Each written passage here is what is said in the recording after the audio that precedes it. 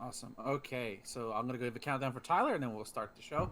Starting in 3, 2. Hello, everybody. Welcome to another episode of the Charge Shot Gamescast. I am your host /Ben, aka the Marvelous Ziggy, and joining me is my right-hand man, my man who will break other people's knees, Justin. Wait, what am I doing here? What am I? Nothing. Just say hi and wave. Just say hi and wave. I That's was all you about gotta to say, do. I've never heard him referred to like any sort of violence. Yeah, I'm a lover, not a fighter. Well, apparently now Well, you have to break. I some will kneecaps. I will Yeah. love someone's sneak. Nope, nope. Nope. That's Got weird. That's worse. I shouldn't have said that. This is why I don't tell y'all what I'm gonna say before to get this kind of reaction. Yeah. And joining us, special guest, Mr. Verified Esports himself, Cale at X Justified. What's up, buddy? God, my post about getting verified, everybody was like, "Oh, don't worry about it." And I was like, "No, now I'm the man with less followers than most people that is verified, and I get made fun of."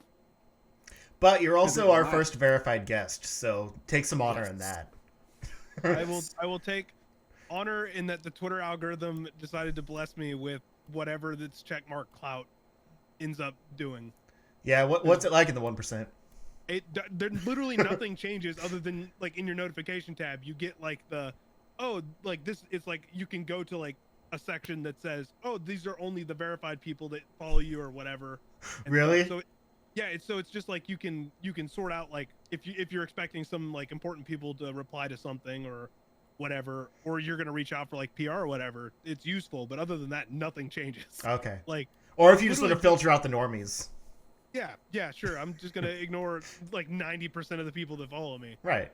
So it works, but at the same time, like the only reason the checkmark is important is because Twitter has made it important Yeah. in terms of like internet clout, but also because it means that, oh no, you're a verified person. That means people are more likely to either respond or like reach out based on like, so it's useful for like journalists and stuff. But overall, like, who cares? Who really cares? Yeah. Yeah.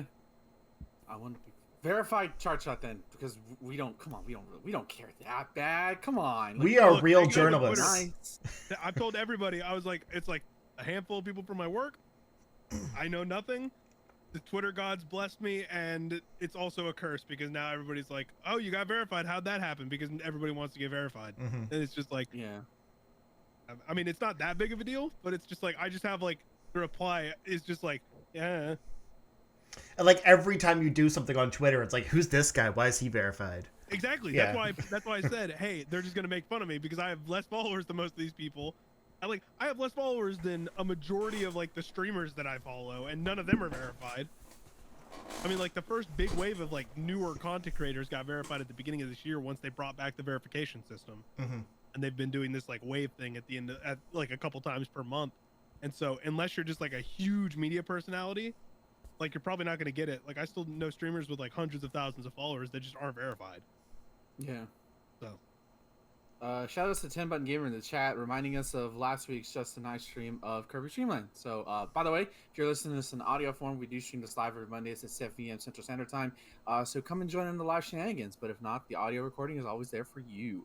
So let's go and get into it. Justin, Mr. Break Your Kneecaps, what have you been playing this week? I've not been playing a lot. More Ratchet and Clank. I am still firmly up your arsenal. Probably about halfway up. And I mean, basically what I'm gonna say here is what I have to say about the game, like in my proper review whenever I'm done with it. Is like 3 games in, there's not a lot else to say. Like they just kind of keep defining the formula. The clank. They keep ratcheting it up in a way that it's just as fun. It's more polished. Just like the word. Yeah. But I didn't realize until like today when they put out a new trailer that we'll talk about later that we have a release date for the new Ratchet and Clank game. Did that happen before? June. Yeah, they said June. I'm pretty sure. In the Yeah. last one. But I didn't notice it until this new trailer today. I assume we got the release date before today. Yeah, I'm pretty sure they said like June 21st or something like in the last one. that they did it, and that they were just like, hey, we're not going to show a lot in the next thing, but we're going to have like a dedicated thing later, which is what we got, or what we're getting. I think I vaguely remember that, but I know it said June, which I'm pretty sure is what they confirmed. So they might have actually given like a release window and then a release date, but yeah, we knew June. Okay, so that's given me motivation to get back into this retrospective. Cale, in case you didn't know, I'm doing a video retrospective on the Ratchet and Clank games leading into the new one. So I'm doing a video on the PS2 era and then a video on the PS3 era. And I'm only on the PS2 era, not realizing that the game came out in June. So I guess I got to get on it. I have played the remake, and then I played the first one on Vita. And I have not played any of the other Ratchet and Clanks because I was not a I did not play a lot of like mainstream games when I was growing up. Didn't have a lot of games. I just played what I had, and then I played a bunch of like mobile, like Game Boy stuff. So I got around to play. I played the remake, and then I was like, oh, I'll go play like, I guess not the original, the one after the one that's not the remake, like whatever. The one that's second in the timeline or whatever you call it. I don't know. I have the Vita collection. I played the one of those. Okay, I don't. My most interesting thing is I didn't grow up with the first game, so I played the remake, and then like as part of this, went back to the first game, and I'm like, oof, this is just a really bad version of the remake. The remake, yeah, that's why I didn't play the first one after I beat the remake. I was like, I'll go play the second one. Oh yeah, the second one's what I started with, so it's like I didn't realize how much it changed. Because like Donkey Kong Country to Donkey Kong, yeah. So. If you look at like Donkey Kong Country to Donkey Kong Country 2, like the first game is a lot simpler, but it's still good. This one, like, there's really no reason. It's more of like a Metroid to like Super Metroid situation where it's like, or Metroid to Zero Mission, I should say, where there's no reason to go back to the original, just play the remake. Yeah. But yeah. Anyway, aside from that, I got Trials of Mana, the 3D remake. Speaking of remakes, I don't know why. It sounded like something I would be in the mood for right now. Was it on sale? Yeah. Oh, physical. Well, I mean, I wanted to play it, and then I looked up if it was on sale. Exactly. Yeah. You had the idea in your head, and then you saw, oh, price tag down. Buy. Right. But yeah, it was only on sale physical, and there was like one copy over at my Best Buy, so I just did a curbside pickup. Like, whatever, it's fine. So yeah, I booted that up, and my party is Hawkeye, who I always call Hawk. Like, the fan translation, his name was Hawk, and it feels weird calling him Hawkeye, but whatever. Hawk, Abigail, or Angela, sorry, and Reese. So I got the ladies with me. And I think I've gotten to a point, like, later than anything I've ever played before. Like, I just got Gnome, and then moved on to the next area. I can't remember exactly where I left off earlier today. But things look vaguely familiar, but like it's so different from the SNES version that I don't exactly remember if I've made it this far before. Let me.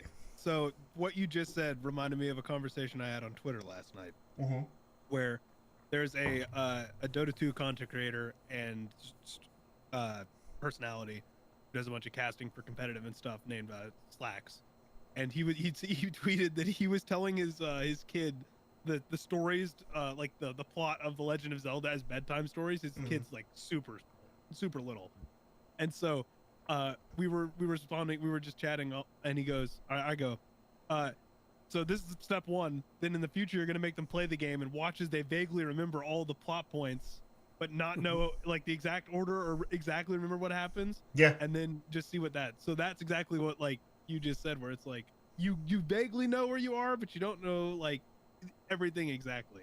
Basically, yeah. Because like I remember Gnome like as a spirit that you collect, but I don't remember the area that I got him in. And so it's like, and I don't remember the boss that I fought before I got him.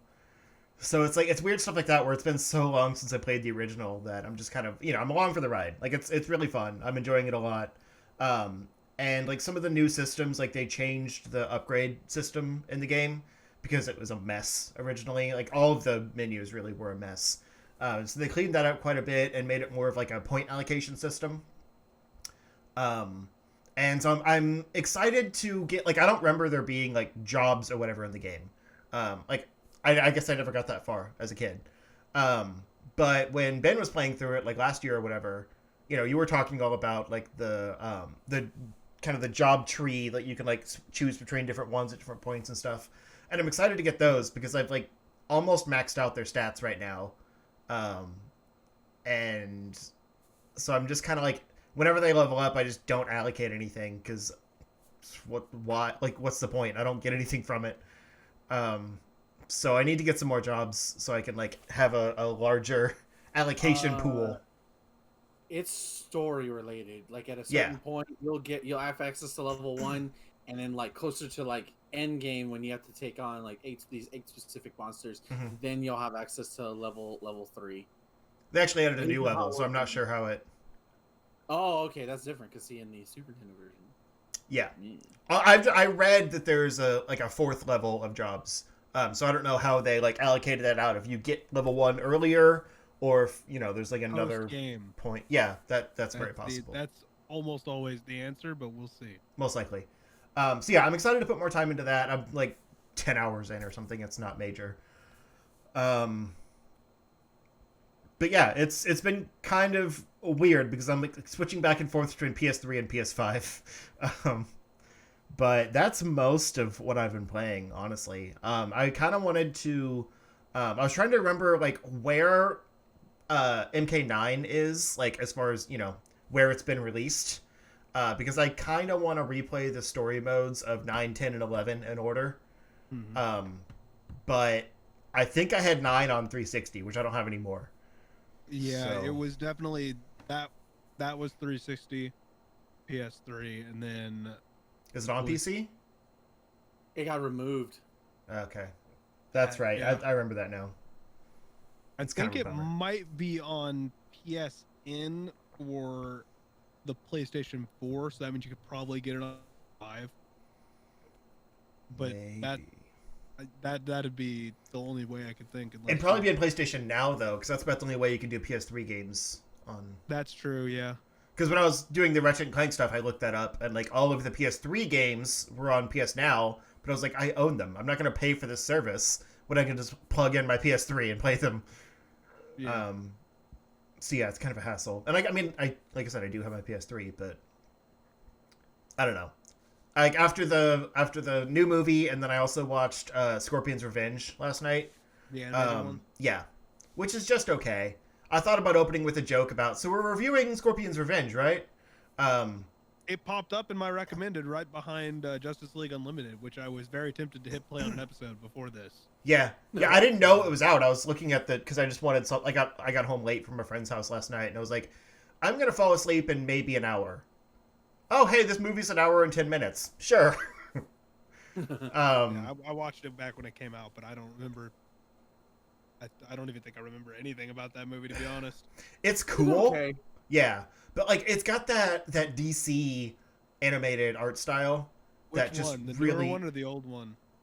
The newer one. Yeah, it looks like all the other DC movies. Like it's Quan Chi just like- specifically looks just like Joker. So it's just bland. Yeah, It's like bland. Yeah. They but cookie cutter everything's kind of weirdly like, angular too. Yep. Yeah. Like So the it's DC animated stuff that I don't like. yeah. It's violent though. Oh yeah. It's violent. Well, at least they changed that. Well, I take that back. Justice League War was very violent for a Justice League. Oh my movie. god! Don't even remind. Jesus, that's more violent than Scorpion's Revenge. Don't get me Yeah, started on that. which like that's wild. But I mean, the movie's still bad, so Yeah. we don't need to get into Justice League. I could ask. I don't know if either of you know my buddy Bryce, but we've ranted about DC animated stuff for hours on end. You're gonna kill me at the end of this show. Okay. All right. Anything else, Justin? I don't think so. I mean, I played a bunch of board games and stuff at my friend's house, but I won't get into that stuff. All right. Cale, what have you been up to, man? I don't play video games. That's not how I read about video games and and then write about them. No, I've been playing a lot of Fighter Z. I got back into that. Nice. Hardcore. I'm still god awful at that game. How but is How was Goji? What is it? Super Saiyan 4 Super Gogeta? How Saiyan 4 Gogeta. If I get so Touch busted? of Death comboed one more time in ranked, I'm going to cry. I turn it Oh my on. I god! always turn the game on when a new character comes out. That's what I do with every fighting game, even if I don't play it frequently. So for reference, I write about every fighting game. I'm not good at any fighting game. I write about all of them and I play all of them. So Fighter Z is like one that I actively enjoy. So whenever a new character comes out, I usually get back into it for a couple weeks. Gogeta came out a month ago ish, and I was like, oh cool, I'll hop back in. Fired it up, got my team together, and I was like, cool. 7 out of 10 matches because I'm out of practice and still at a decently high rank. Touch of Death combo with the new Gogeta level system, and I'm just like, cool. I'm gonna take a 2-week break and then maybe try and grind the game again. So I'm on that grind. I play a lot of Rocket League just because I can turn it on between articles and play a couple matches. Some mobile stuff. I'm trying to get back into playing longer games. I'm finally going to finish Horizon Zero Dawn. Ooh. That's the game Ben tried to play recently. Yeah, that's on my list. I mean, it just came out for the PlayStation, whatever, the Play at Home. I have the complete edition. I just never installed it, so I was like, cool, I don't even have to put the disc in. I installed it. Well, isn't it also on the PS Plus thing on PS5? I don't know if that's the complete edition, though. Oh, okay. So this is It probably isn't. This is just with all the DLC and stuff. So I'm like, I'll finally get around to playing it because it's that, and then I have because I have the PS5, but like personal stuff has either kept me or just not made me want to play games or whatever. So I've just been kind of in and out of like multiplayer stuff, playing with friends mostly, or casual. And I was like, the only PS5 game I've beaten is Devil May Cry 5. the remastered, revamped, like all the extra content Devil May Cry 5, because that's the first game I bought. Oh, you haven't done Miles Morales? Nope, haven't played that. I have Immortals Phoenix Rising. I bought that because I love Greek mythology, and it looks like just a weird mix of like Breath of the Wild. It is. Like I'm excited to try it. And then I have Yakuza Like a Dragon. So like my goal is Horizon Zero Dawn, beat that, then go to Miles Morales, then go to either Yakuza or Immortals Phoenix Rising, depending on which one. Mr. Open World Adventure game right here. Aren't you? Look, well, I mean, I'm playing like Monster Hunter on the side, and it's just like it's multiplayer stuff, and then I play story stuff. That's all I do, and I'm terrible at all. I don't think I've ever considered myself good at a multiplayer game, unless it's just like against my friends. I've never like actively gone online and been like, I'm gonna play ranked mode and get real good at this game, or whatever, which is crazy because my job is to write about all that stuff.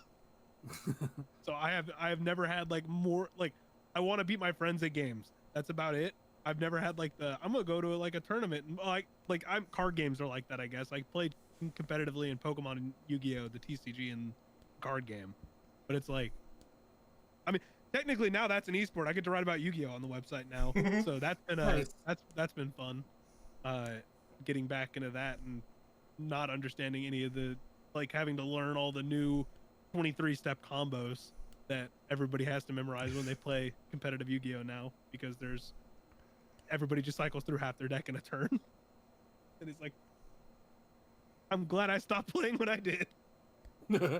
I've learned that recently too with playing Legacy of the Duelist. Like, they will clear me out before I even know what happened. So I'm just like, I'm going through the graveyard, like looking all the cards they got rid of to see what they do. Yep. Which are you playing through the story, I assume? Yeah. So I assume that's when you hit like when did you stop playing the card game physically? Well, I never really like played it physically. I did like like I quit around like the GBA DS period of releases, like yearly releases. You quit like Synchro era. Yeah. I'm not sure I even got Synchros. Cool. So you got like the wall thrown at you with like, oh, here's like all the things you need to do math for, and then you get the pendulum monsters that I still don't understand. Neither. Okay, hold up. I kind of understand pendulums. I think you have to put one on each side, and then you can activate their pendulum ability, right? Exactly. But they also count as monsters, and sometimes they go face up on your extra deck. And I like, there's just like elements to it that I understand the concept and I understand the core of how it works.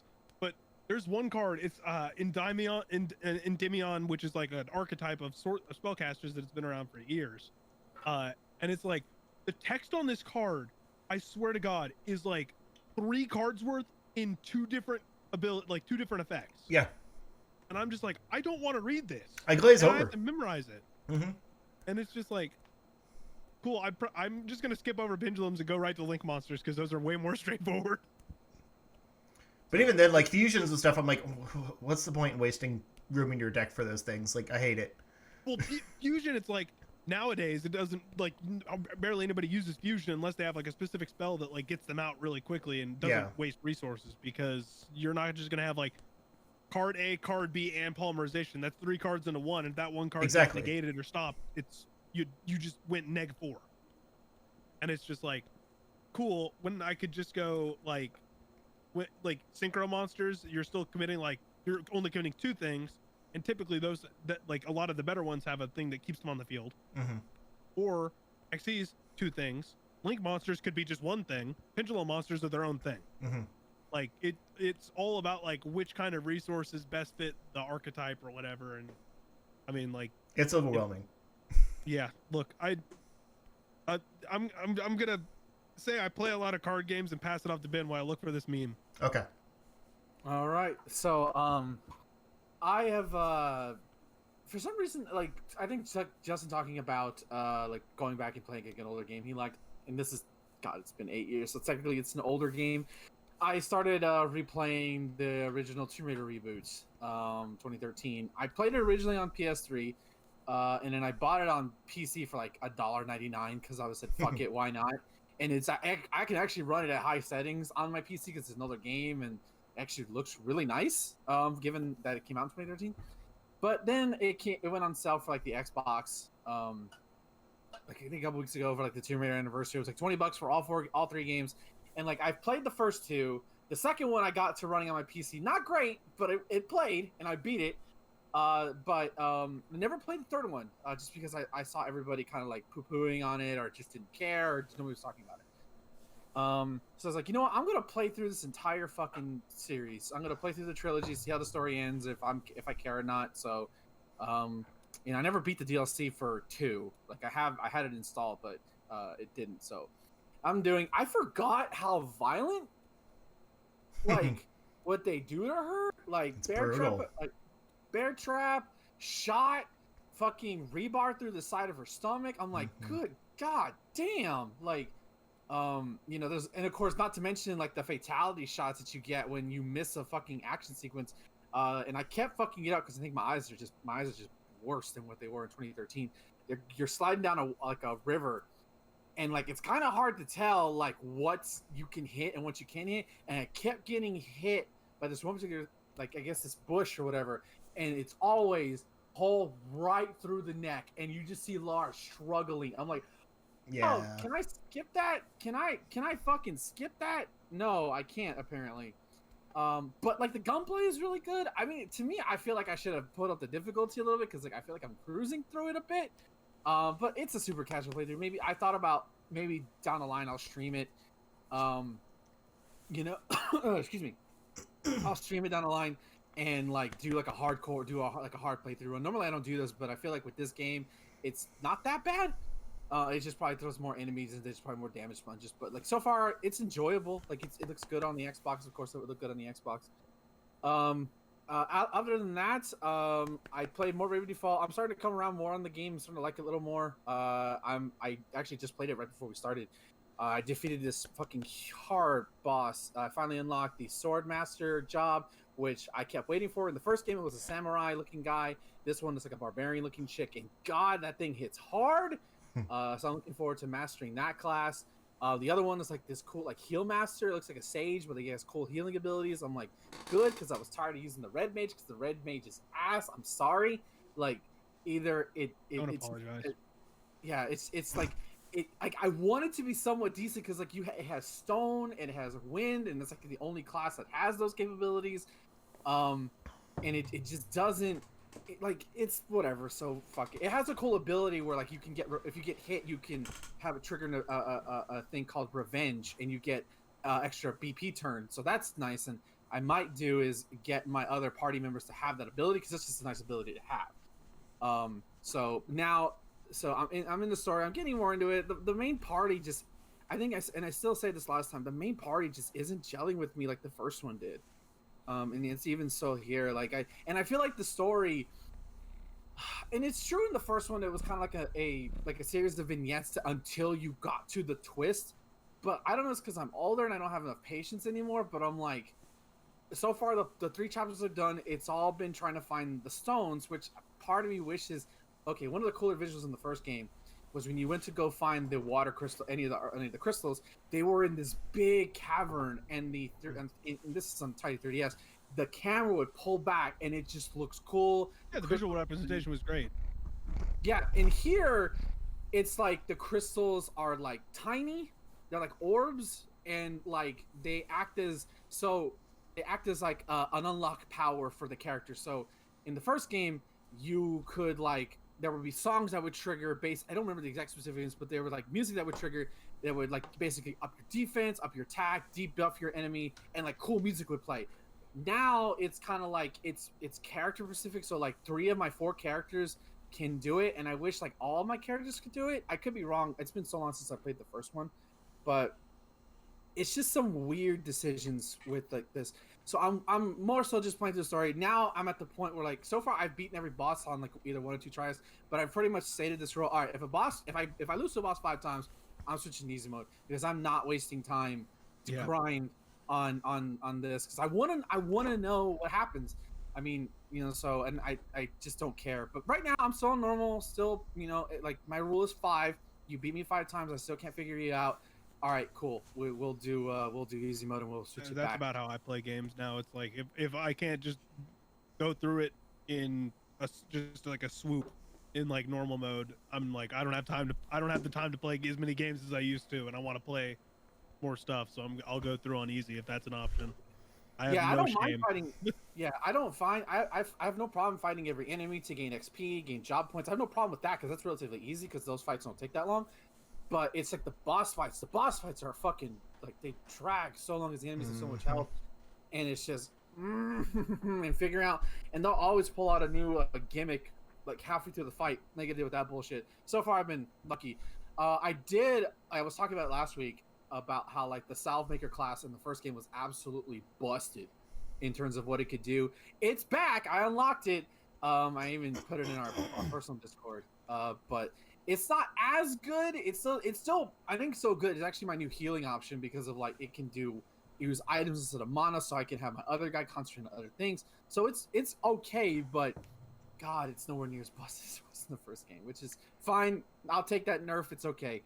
Outside of that, I actually got to play Monster Hunter with Thomas. I think according to at least we're gonna personally play Monster Hunter on Saturdays from now on. Like that'll be our time. I'll probably play Monster Hunter throughout the week a little bit, just not as intensive as I was going within the first 2 weeks of the game. I know like there's an update. I think the update went live today, or it's going to go live. I don't know. I only reached Hunter rank 3 today, but we played it, and then I got my friend Chris, aka Mr. Dragon. He was like, "Hey, dude, you want to play?" Because he's like Hunter rank 7. He loves this series. So like, it was just the 3 of us just rolling and just beat monsters for like almost 3 hours. It was awesome. Like this is like Monster Hunter is perfectly fine by yourself, and it's cool in single player. But damn, when you got a squad of people, we were like me and him were in a Discord, but my friend wasn't able to join us in a Discord call. But it was so much fun to just like see all the effects going wild, or somebody would ride the dinosaur. We did the best part is doing the rampage stuff on with the co-op, because it's like you're coordinating. Rampage is basically tower defense, but like way cooler. You have to set up points. Like you'll get like cannons or ballistas, and you can actually have like NPCs come up and basically fight with you. There's a point where and it's a horde of them. So sometimes it'll be like 5 or 6 monsters on the screen at once, and you're just basically repelling them. So I was like, oh, this is just like fucking Helm's Deep from Lord of the Rings, and it literally is, because you're in a cavern defending this wall. And so many times we thought they were gonna break that wall, but they didn't. It feels like that would have been the perfect game mode for the not Nintendo Switch version of the game.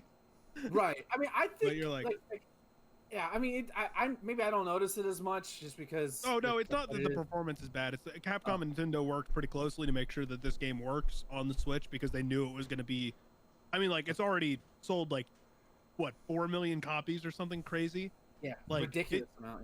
Yeah. I mean, it's gonna be by the end of the Switch's life cycle, it's gonna be a top 10 seller just because Monster Hunter is that big. Now in the West too, it's way bigger over in Japan.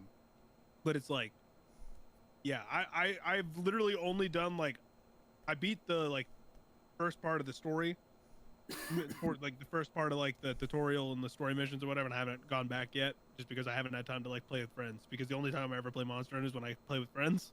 And it's just like. Yeah.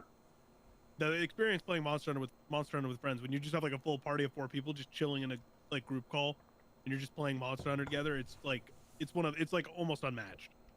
Oh yeah.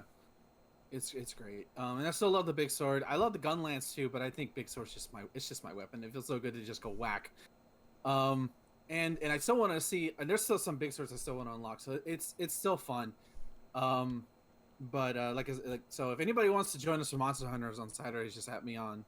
We usually probably start around 7 Central Standard Time. So like we'll probably, if you ask like, hey, you going live, and we'll probably tell you like, yeah, we are, or no, we're not, depending on how I'm feeling from the workday. But 6 or 7, whatever. But yeah, I think that's all I've played. Because I beat Narita Boy last time. Yeah, I tried downloading the medium and I played it a little bit, but then and somehow it runs not stable, but so I just like medium settings. Low, dude. low settings, 30 frames per second. Come on, man. Like, yeah, it was fine. Like I got to the Scoopy part and then I felt tired. So definitely going to be the first game I download on my new PC because I want to see like I probably can't run that game at ultra high because it's a new game, but if I can run it on like medium settings, which it'll probably be fine enough because there's a lot of shadows in that game, but we'll see. I mean, that new computer will be like on par or maybe even a little better than mine right now. So like you'll be fine. It's a modern build. Okay, I'm not used to you just need to look up like each game specifically. Like you can just look up like, hey, what, like here are my PC specs. Like there are websites that you can literally plug in all your PC specs and it'll tell you what like what level but, I mean, you can play your games at. And stuff. That's running 3rd generation Ryzen. Like you're gonna be able to handle anything for a while. Yeah, you're probably good. Okay, cool. Then yeah, and it's free because well technically it's not free, but yeah, I don't have to pay $60. I don't have to pay $50 for it. But I forgot the medium was out. I need to check that out because I didn't have Game Pass when it came out. Yeah, it came out the week I went on vacation for 2 weeks. I told myself I was gonna play it, and I didn't. And then the snow apocalypse happened, and I never wanted to touch it again.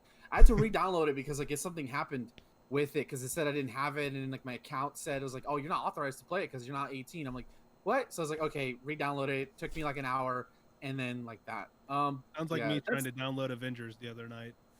Oh, yeah. Ugh. That was I haven't touched the game since October. Don't talk to Ben about Avengers. Look, I downloaded it for the first. I got it for like $15 or something, and I was like, pick it up and play it with a friend on stream.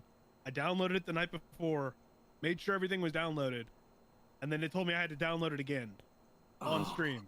And I was like, cool, I guess we're not doing this. So I started downloading it, and then it finished downloading. So we went back into the stream. Like, we went back and tried to play it again on stream.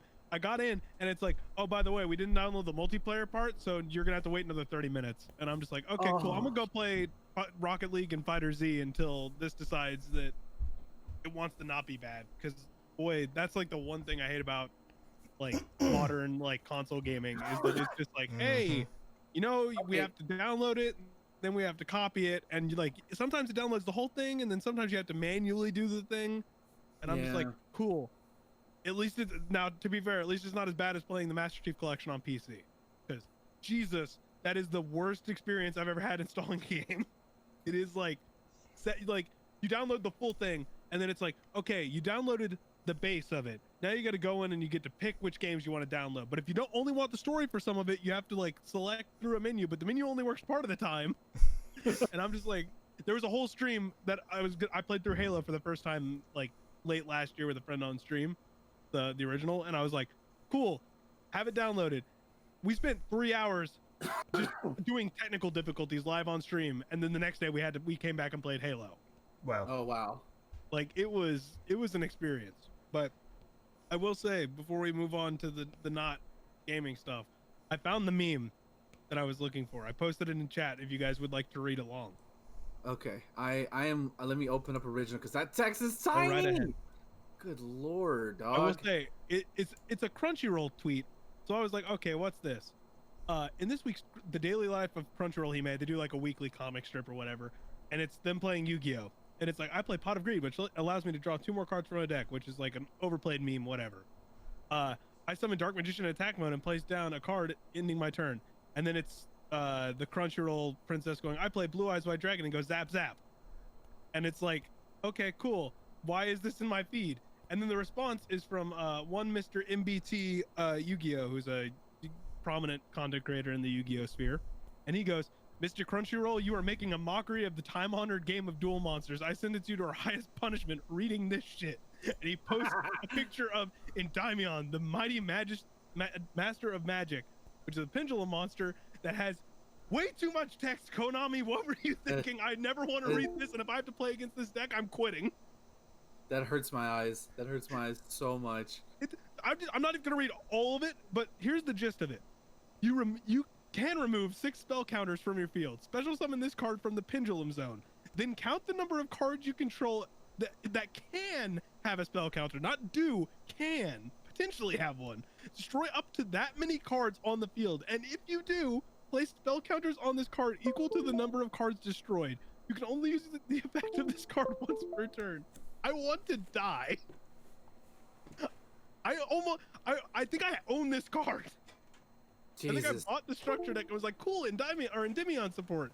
I'm gonna play that because I loved the original when I bought the structure deck back when I was like in middle school or high school or whatever. And then I think I read this and I quit the game. I think I stopped playing competitive Yu-Gi-Oh after I read this card. I don't blame you, dog. Tyler's gonna get a real kick out of this part when editing the episode. I hope yeah, so. I hope somebody gets joy out of this monstrosity. See, I stopped in 2004, like before any, and then when I heard about this, I'm like, what? So you stopped 3 years after the game came out in America? Yeah, I was just like, yeah, I don't like. Just my friends didn't care anymore. So like when it started resurfacing around my college circles, I'm like, oh, I remember this game. Wait, what the fuck are you doing? See, what? Okay, no, I'm not. Synchro, I'm not, what? No, look, it's Yeah. like I played up until I played like halfway through Zexal, which is like the one that came after 5Ds. That's where XD summoning came in, and I was like, I played up through like halfway through that, and then I stopped going to tournaments, but I kept up with the game and kept buying cards and just like collecting. And then once Pendulum started coming out, I was like, I don't have time for this. I'm about to go to college. Like, I'm gonna just take a step back. Like, I'll still collect some of the cards or whatever and play with my friends casually, but I have no desire to do that. Now I'm back into it, and boy, did I miss the entire game just deciding to change. Wow. So that's fun. All right, so that's gonna do it for what we've been playing this week. We're gonna take a quick ad break, and then when we're back, we'll be discussing the news, and then we'll be reviewing the Mortal Kombat 2021 movie. You mean See y'all in a fan fiction? bit. Yes. All right, I'm just gonna count a minute because I really wish that my Stream Deck button would actually have an ad countdown on it. Hey Oh well, Siri. it's fine. Why do you need to? It's a Timer for minute. 1 minute. It's a I know, minute. but You like can I don't make it know a exactly when we're back. That's fair. Yeah. I put a timer for a minute on my phone. I'm so lazy. I'm looking at this image still. I'm closing this image. It's making me mad. It's too much. It's too much text. Like if That's you have the- to change the font that much, maybe just don't have that much text. How about that? Yeah. What are we By the starting way, on? Justin, we are starting on the topmost thing after the Indie World Direct. Just to let you know, that's for your reference, Justin. Starting with I didn't put these in the order. core new games. Great. Maybe I do have it in order. Okay. Yeah, we'll start with that. Okay. Wait, that is not. I still can't believe what fucking Arxis did with Super Gogeta 4. That's just... Look, ridiculous. It's the last character for probably before they release the ultimate edition of the game or whatever it is, which will probably have like netcode or whatever, netcode updates.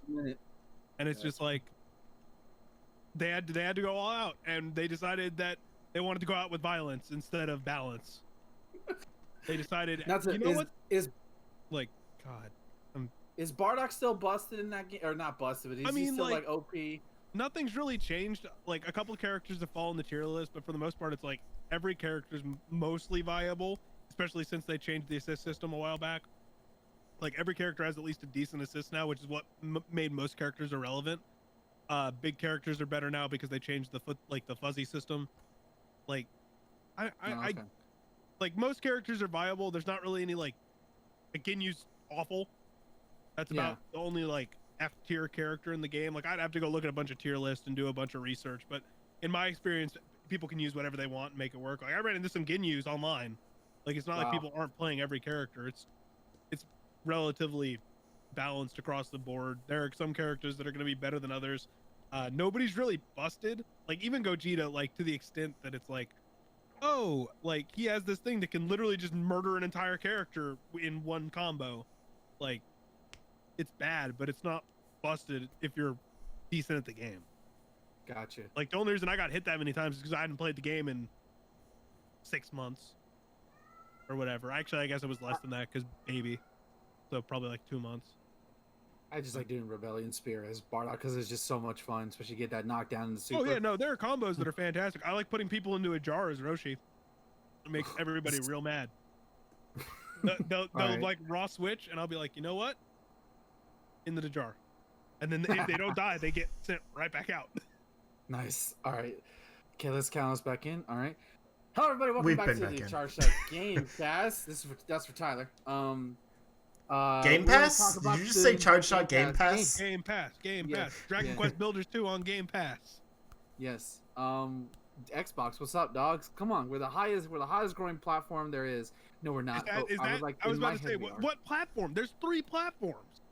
Yeah. It's been the same 3 like it's literally consoles, PC. There is no like I guess that there's like the streaming wars, which are basically dead at this point because Stadia was like, no, we're just gonna do infrastructure now. Like, okay, cool. It's basically just subscription service wars at this point. Yep. And then the main nothing has changed. Like the only thing that's changed is Nintendo's in a good spot and Microsoft's doing better than they were last generation. Like if anything, the consoles are just better than they were last generation. Oh, for sure. Justin won't stop talking about his PS5. He makes love to it every night. But we're not here to talk about the PS5. It's not true. It's too big. We're here to talk about That's what she said. the news, and we're here to talk about a thing coming on the Epic Games Store called Core, which is titled New Games, New Worlds, Every Day. Justin, I read the description. I don't know what the fuck it is. So yeah, I'm gonna cover this because I think the link I put in there was just the Epic Games Store. I was very confused, and when he said Core, I was like, wait, Armored Core? Yeah, so I don't know what happened there, because like that would have been trending on Twitter if that in our doc it was the Core page, but for some reason when I shared it, it was not. Store links are weird. Yeah, so just search for Core and you'll see what I'm looking at. But this is basically like kind of Epic's answer to like Project Spark or Dreams or that kind of like create your own game within a game thing. Okay. So and it's Unity the game. Basically. Unreal. Unreal, that's what I meant. Yeah. But you essentially have like the full breadth of like, free models and textures and stuff like that are available in Core. And then you can also, buy various other things. There's like, it's kind of the Fortnite model where there's like packs of things you can buy, or you can grab individual things on the store or whatever. And there's some community sourced things that other people have made and shared out there. So it's pretty cool. Like the access you have in this. I think the interface is a little clunky. Like I booted it up just to kind of see what it's like and see the kind of things you can make in it. Because like the trailer shows off a bunch of different variety things. Like they all kind of look a little bit like Fortnite, but at least the genre types are pretty varied. But I do remember hearing about this. Yeah. But I booted it up and tried to make something just like going into like a preset game type and then like, customizing from there. And it didn't seem like there was any kind of like proper tutorial system or anything. It just kind of drops you into the preset. And like you're left with basically untextured landscapes and like some like starting points for weapons and like your character spawn and doors and things like that you can code and customize and whatnot. But I did not find it intuitive to make anything in this. I don't have a developer's mindset, but just the interface for how you place stuff, really all I could figure out was like texturing the stuff that was already there. I couldn't figure out how to like change the behaviors or like, build walls and stuff in the rooms, and it sounds like hardcore Dreams. Little bit. Where, like, but also less easier element of like less customizable than Dreams, I think, because really all you have are the things that are in it. Whereas Dreams, you can like basically create anything. Is this by Epic? Yeah. Okay. It's I saw an ad for it on like some YouTube video or whatever. It's a Manticore Games is like the ones actually like building the engine and stuff, I guess. But it's run by Unreal and it's like a licensed Epic product. Yeah. So it's got, all of their ability and stuff in it too. I mean, it sounds cool, and if they like actually push support for it over time, like it could turn into something, especially since Dreams suffers because it's only in the PlayStation ecosystem. Right. Versus this is just a PC thing, and like it's just more accessible to more people. The issue is it's more accessible to more people through the Epic Store and to a very specific subsect of people who like those kind of games. So that's already cutting off like a huge chunk of like player flow. Yeah. Their core market, if you will.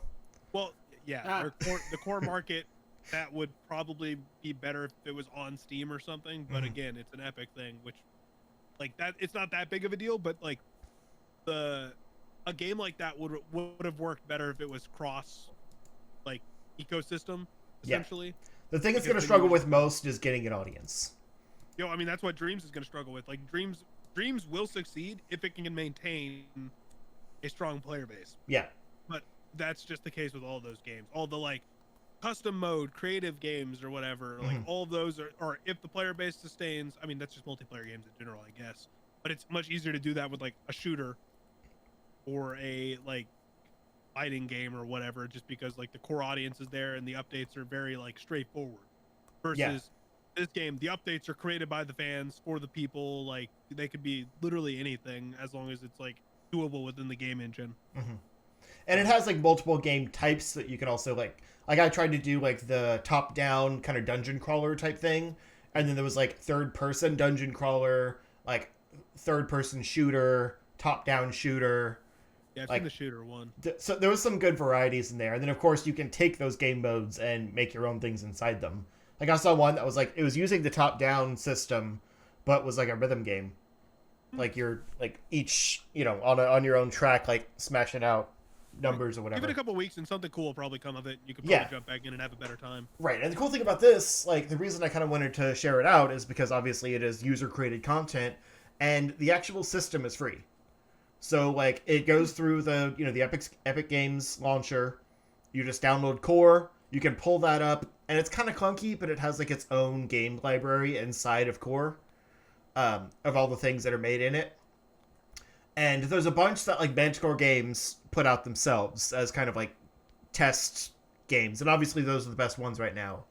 But there was a handful that other people had made already too, and they're fairly simple, but like I feel like they were probably given early access to the tools, and so they could have something out there like on launch or whatever. But there's some fun stuff. Like I played a little mini golf game in it, and it wasn't quite like up to Golf with Friends style, but it is something that you can do multiplayer and is free. So I could see something like that being a big like party deal. And I tried like a third person kind of fantasy RPG type thing with like you have a sword, you're running around like in a dungeon slashing stuff.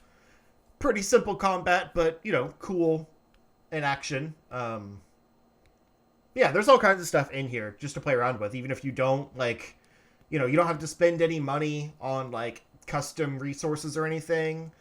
You don't have to, buy the game in order to play the things in it, which is kind of the problem with Dreams. Like, even if you don't want to make anything, you just want to play the stuff in it, you still have to buy the game. Whereas this is free from the start, and really, the microtransaction stuff is just to expand your tools for creation more than anything. So I think it has a lot of potential early on, but we'll see. All right, so going from that to a very much, God damn it, Twitter, why? So obviously Sonic the Hedgehog came out last week. God damn it, Twitter, what? Tyler, that's the title of the episode, or Justin, that's the title. Actually, I actually go by whatever you go. Never mind, that'll be the subtitle that I put in Apple Notes. Yeah, because we got to do the Mortal Kombat clickbait, Yeah. God damn it, Twitter, why? So obviously we know Sonic 2 is coming out April of next year. I think it's April of next year. With Tails, so of course we got the little teaser trailer with the little Emerald Hill music. Oh, we're talking about Knuckles' head on a pike. Yeah, we're talking about Knuckles' head on the pike.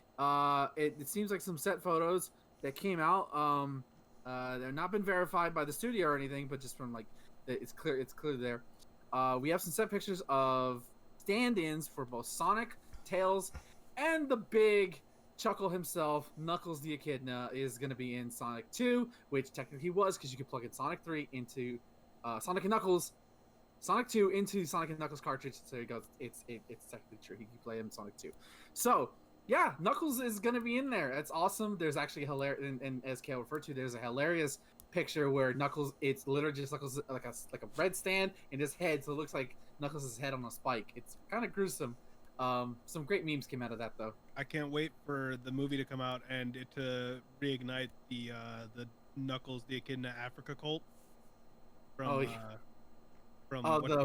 from VR chat. Do you know the way? Yeah, they're going. Do you know the way? All those. Yeah, that's all those guys. I want the Russian one with the tank that every time he opens his mouth, the Russian national anthem plays. I want that guy to come back. I enjoyed that. Dude, back in like college, I was deep in the weeds with memes. Like I was all over the place. I played VR chat a little bit, and then I was like, this is too much for even me. Like there were like you've all seen like the Hank Hill one where it's like there's people having a conversation. Hank Hill runs by to be the Hokage, and it's, it's just that, but literally everywhere you look, like it's just people, and like it's really fun when you get the people who can do like the really good impressions and are like staying in character. But it's just like a lot of people are just doing stuff like that, and it's hard to keep up with. But I'm ready for it to come back. So I want to ask y'all if y'all have any in mind, because I don't think we know who Tails' voice actor will be, because assuming it's still the same one at the end who voiced Tails at the end of the credit scene. Probably not. I think they've said they haven't confirmed that, but a lot of people are speculating that. But we don't know anything about Knuckles. Who do you guys think should be Knuckles' voice actor? Justin knows mine, but who? I was gonna say it's definitely not gonna be Dan Green, is it? No. I doubt it. That's sad. Green. I wish it was Dan Green. He's great as Knuckles. He's a pretty good Knuckles. I want Jason Momoa to voice Knuckles. God, that's the weirdest. Like, I get it, and it definitely makes sense. But like, I don't know about that one. Like, I want Knuckles to be an idiot, because like that's my favorite meme. You want Knuckles to be the himbo from the Sonic Boom. Yeah. Well, to be fair, he's kind of like done stupid shit in like Sonic Adventure, getting tricked by Eggman. He's done stupid stuff all the time. Like even in the animated, like the other older animated shows, he's done stupid. Yeah, he's not the sharpest tool in the box. I think I want to hear Jason Momoa be kind of like aloof, or like think he's in the right, but his just sheer stupidity just makes him do the wrong thing. Has Momoa done voice acting before? I don't think so.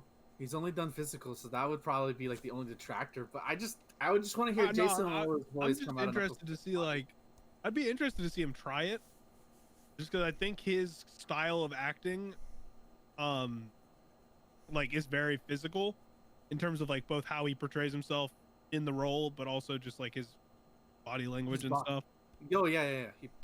Absolutely. So I'd be interested to see. He could do the motion capture too. just well, if it was the Knuckles from Sonic Boom, he could. Yeah. That Knuckles is swole, but it's like like broad-shouldered echidna man over here. But it's like, yeah, I guess like I don't really have like someone I could like put up against it. Sure, let's go, Jason Momoa. That's fun. Yeah, let's get that. If I see that trending on Twitter, I'm gonna take credit for that. Okay. I honestly, I don't really have like a go-to, but my joke answer would be Nick Offerman, because if you're wanting that kind of aloof, like gruffness, I think he could basically do his Ron Swanson voice. Yeah, I think they probably wouldn't do that because then they'd just get parallels. Yeah, I mean, he actually has done quite a bit of voice acting though, so he's got the experience. I could see him. I could hear his voice as Knuckles, especially going up against Ben Schwartz's Sonic. Yeah, I definitely could hear that. That'd be fun. Yeah. And they've got the chemistry. And then why not Amy Poehler as Tails? That'd be fantastic. Yeah, sure. That's fine. Okay. So going from something that we probably all see coming to something that nobody saw coming, Capcom dropping a huge fucking bomb on us. And no, it's not Resident Evil or Monster Hunter this time. This time it's related to the Ace Attorney series. Wow, it's been a while since we heard that name. Herlock Sholmes, I'm ready. Yeah. Let's go. I didn't look at any of the stuff you posted in Discord, so all of this is new to me. Nice. I'm just rolling. Like having a live chat in person is awesome. Look, I'm so excited. I played a fanlation of this game back in, God, when did I don't even remember when the originals came out, but I knew we weren't getting it. It was like early mid 2000s for like, because they were the first one was on GBA. Yeah, well, I mean, yeah, for reference for Western audiences, Phoenix Wright was originally a Game Boy game that we didn't get until the DS over here. Which we got better. I think we got the better half on that. Oh yeah, we definitely got the better like version of it first. But it's like I believe these came out before. I mean, they came out way before the newer trilogy of Phoenix Wright that was on the 3DS. But I'm trying to think if it was before Apollo Justice. I think the first one might have been before Apollo Justice. So these games have been around a long time, and they are. I don't think they're like as good as some of the better Phoenix Wright games, but they are absolutely fun. And it's gonna be Capcom's translation for some of the Phoenix Wright games. Okay, so. For those of you who've never played Phoenix Wright, it's supposed to take place obviously in Japan because it's by Capcom, but they translated it to where Phoenix Wright is based out of LA. Yeah. And so they travel by like car or train or whatever. So first off, they travel by train to a village of spirit mediums that's like 15 minutes outside of LA in the translations. Yeah. And it's just like it's that, but in like just ancient Japan. Or whatever. So it's the same, like, it's going to be the same, like, weird translation stuff. I wouldn't be surprised if because half the characters are Japanese, half the characters are British. How does that work? Nobody knows. Herlock Sholmes is there. We don't, like, it's the best. If you enjoy Phoenix Wright, you're going to love this. And if you don't enjoy Phoenix Wright, then just watch somebody play it because the dialogue is going to be fantastic. I'm ready. Yeah. This is the Great Ace Attorney Chronicles. This is coming out. You didn't even say the name before I went on the rant. Yeah, I didn't want to stop you. The power was too great. This is coming out to Switch, PS4, and Steam on July 27th, the same day that the World Ends With You sequel comes out, which is like, why? Because nobody cares about The World Ends With You. It's all about Phoenix Wright again, which is not true at all. That is absolutely not what's going to happen. I kind of care more about this one because it's not that weird dual screen battle system. So for reference, I bought The World Ends With You on DS like 2 years ago and played through it, and I enjoyed it. But if I choose between the sequel to that game, which I think the story was like good but nothing like spectacular, and playing Phoenix Wright's weird ancestral game with British spirit charmers or whatever, yeah, I'm in. I'm going with the visual novel. Yeah. And I highly recommend anybody who hasn't done it by now checking out the Phoenix Wright trilogy that they re-released. I played It's the so first good. two. I never beat the first. I never beat the third one. But the You don't first two, need to. it's all really okay. That's good to know. It's really good stuff. They're really engaged. When it's engaging, god damn, it's engaging. The storytelling in like with how they just like put together all these cases, some of the plot twists you never see coming, even if you like understand how Oh, yeah. Phoenix Wright kind of works. I think the third game is like I'm not going to say it's like the worst in the franchise. I haven't played all of them in a while. I played the first one through. I don't know how many times. I love that game, but I played through all 6, and I think 3 is one of the like weaker connective tissues, I guess. I mean, one of my favorite games of all time is I'm big into like the mystery games. One of my favorite franchises of all time is Professor Layton. So I love all those kind of games. So first off, if you have never played Phoenix Wright or Professor Layton, I recommend you play all of them, which is a lot of games. Some of them are faster than others, but then you get to play the crossover. Yeah, Which I beat that in a weekend while I was on a camping trip. nice. So I got no sleep and just played Professor Layton and Phoenix Wright. I don't remember the actual title, and never have I laughed more at 4 a.m. in a camper. Justin, do you have any experience with Ace Attorney? I never hear you talk about it. No. I played a little bit of Phoenix Wright. Wait. The Apollo Justice. No. The other one you Edward, said. Miles Phoenix Edward, Wright, or Miles Edward? Professor Layton. Yeah, Professor Layton. Oh, okay. I was thinking Miles Edward. Because I like the mini game stuff that you do in town between like the cases or That's whatever. why I lean more towards Professor Layton versus Phoenix Wright. Yeah. I don't care about I don't watch like courtroom dramas or anything either. Like I don't care about the court process.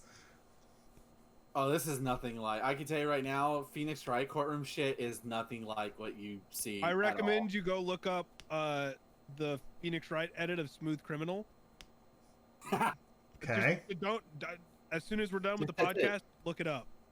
All right. And I want to see your reaction to the video, because that's about what you're gonna get when you play Phoenix Wright, just without the Michael Jackson music, unfortunately. Okay. I will say the best part of playing the Phoenix Wright trilogy on the 3DS, because that was my experience with it, was being able to use the microphone to say objection and then saying that on a bus.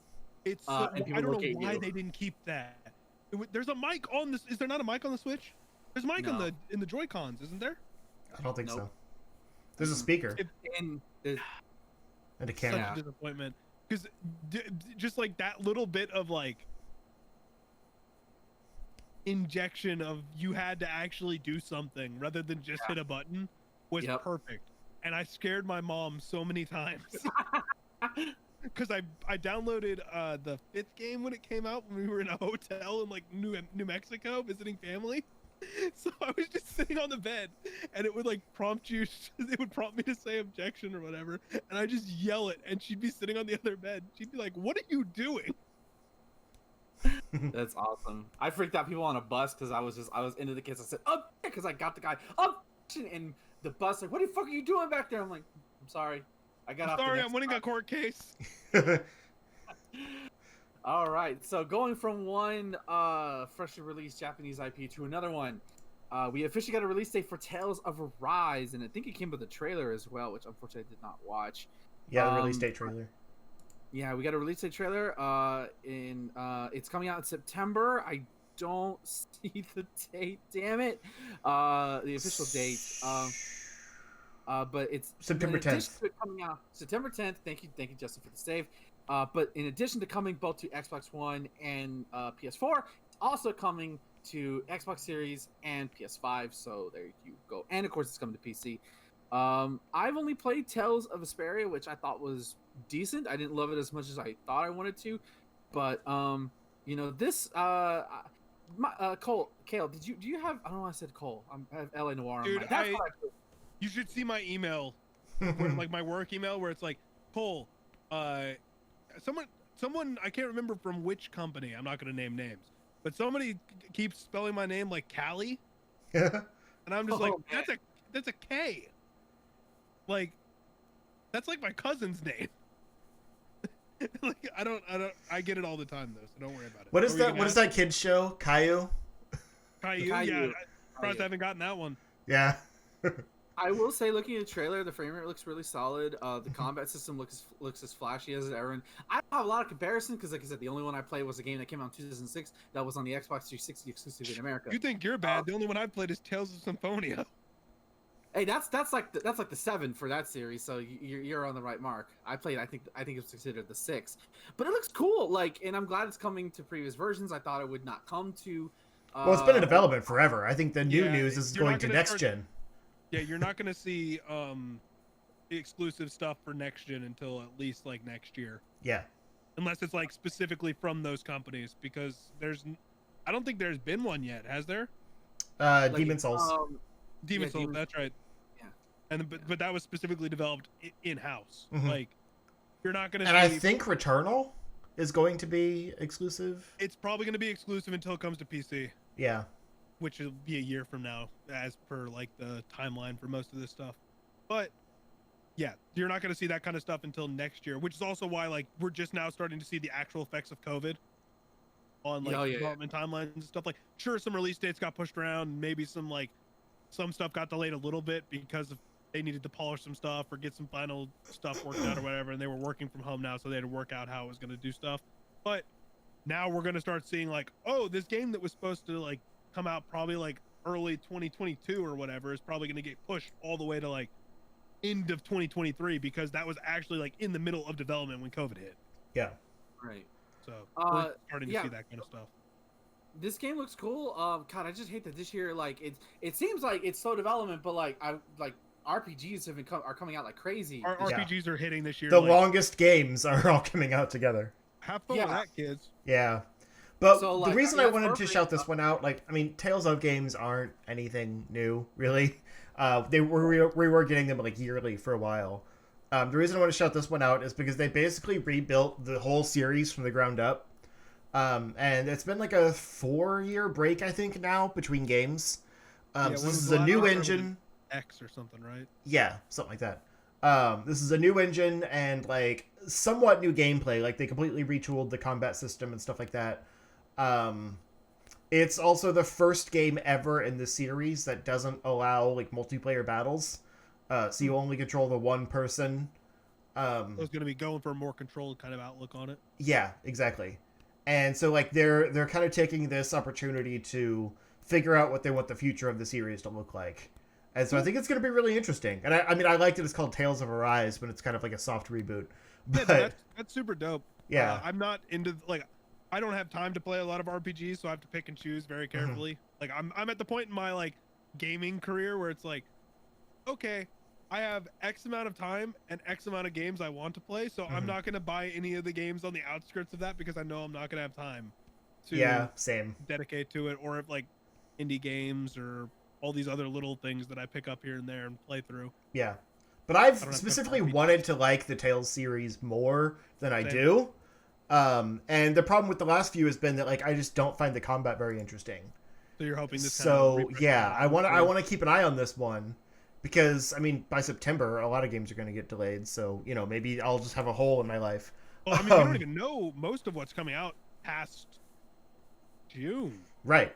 It's crazy. For the most part, because like E3 is like the E3 pre-lead up to E3 and post E3, like that 3-week period is typically where we hear, oh, X number of games are coming this summer, X number of games are coming early fall, and then once you get to like the early fall, you start hearing about the winter games. So we haven't really heard about a lot of stuff coming later this year from any company really. So yeah, there's definitely going to be a lot of like surprises kind of laid in throughout, and I expect a pretty heavy like end of the year for this year, probably, which is not something I look forward to. Yeah, it's gonna be an expensive holiday season. I'll probably try this game, either that or if Trails of Cold Steel 4 doesn't go on sale, because you watch one Matt McGruss's video on the previous games and like, wow, this series seems interesting, and then the fourth one just came out, so like, fuck, here we go again. I have the first one or the second one for Vita, and I played 10 hours of it, and that was 6 months ago. And I was like, this is really cool. I just don't have time to keep up with this and dedicate myself to 3 more games after this because I still haven't even my like biggest gaming shame or whatever from last generation is that I never played beyond the first like 2-3 hours of Persona 5. Oh, And so I never played it. So you're in good company here. Yeah. you don't have a But I PS4 bought- though.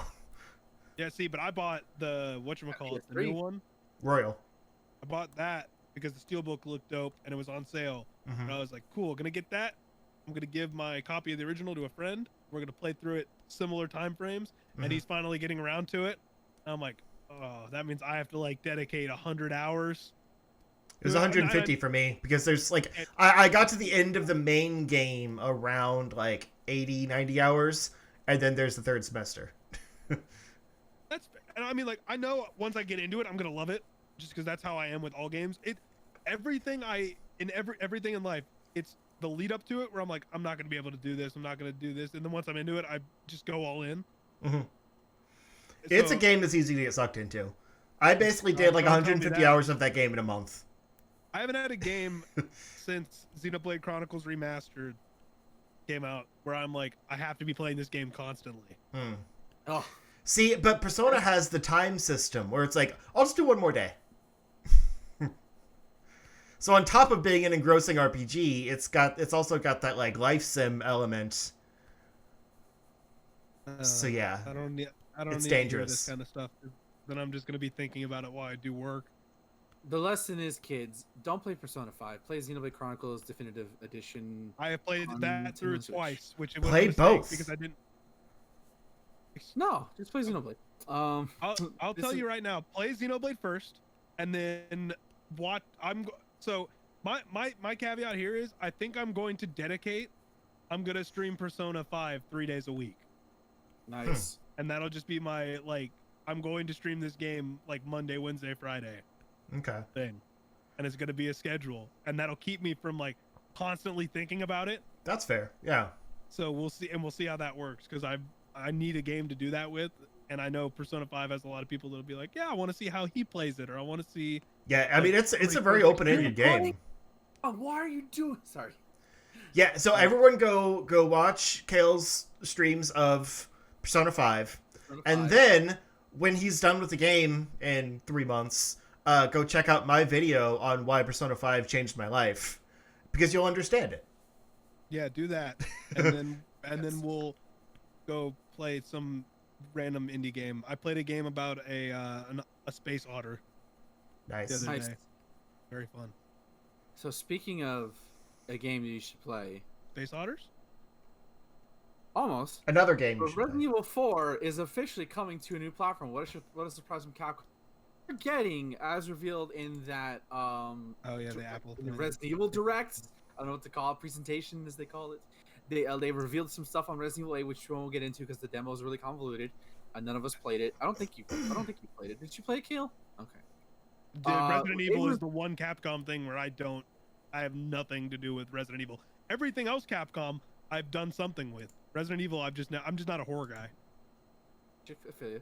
I'm not a horror either.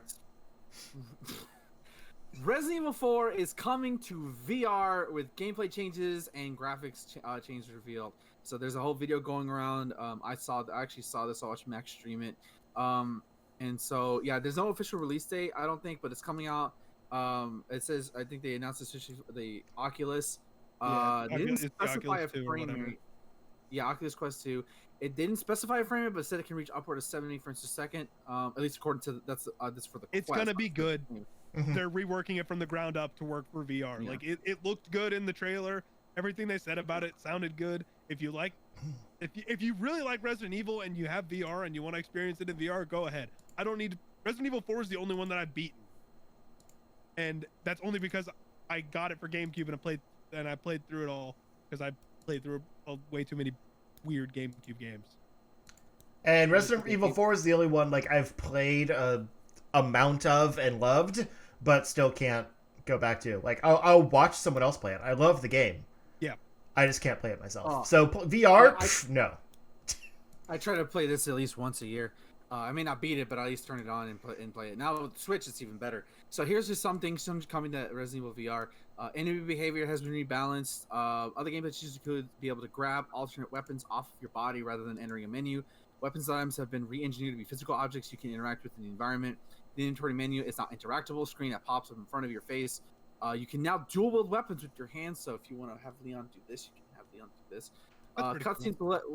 Cutscenes will be left intact in their original format, and character animations will remain untouched, albeit updated to Unreal Engine 4.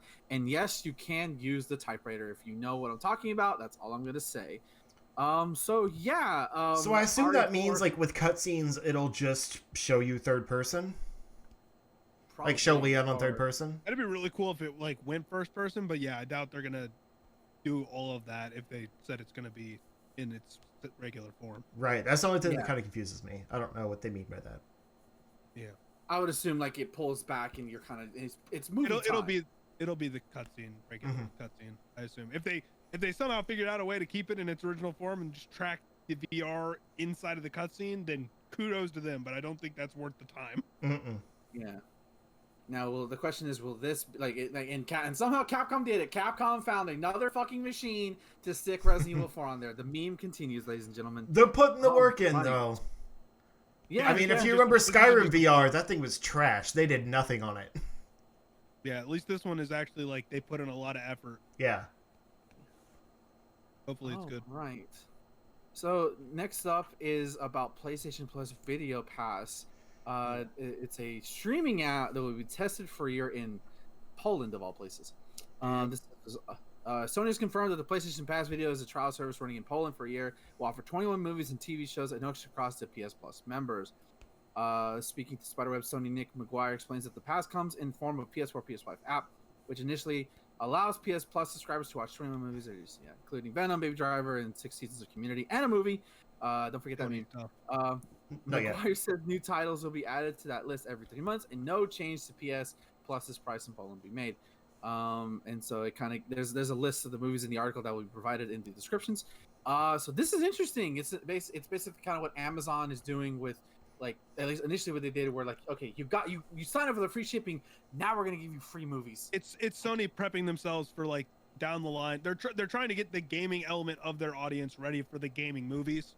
So there's like all these integrations that they can do between things. It's a really smart move. I mean, it really doesn't cost them anything other than the infrastructure. Like, they already have all the rights to these movies, and they're just making another app.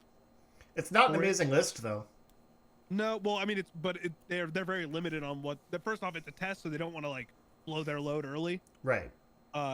Before they launch it globally, but also it's just all their movies. Like, it's not like they're doing anything crazy. It'll just be like you said with the Amazon thing. It's gonna be, oh, you have PlayStation Plus. Well, why don't you watch these Sony selection of movies that we have? And then once they start releasing their video game tie-in stuff, there'll probably be some form of benefit.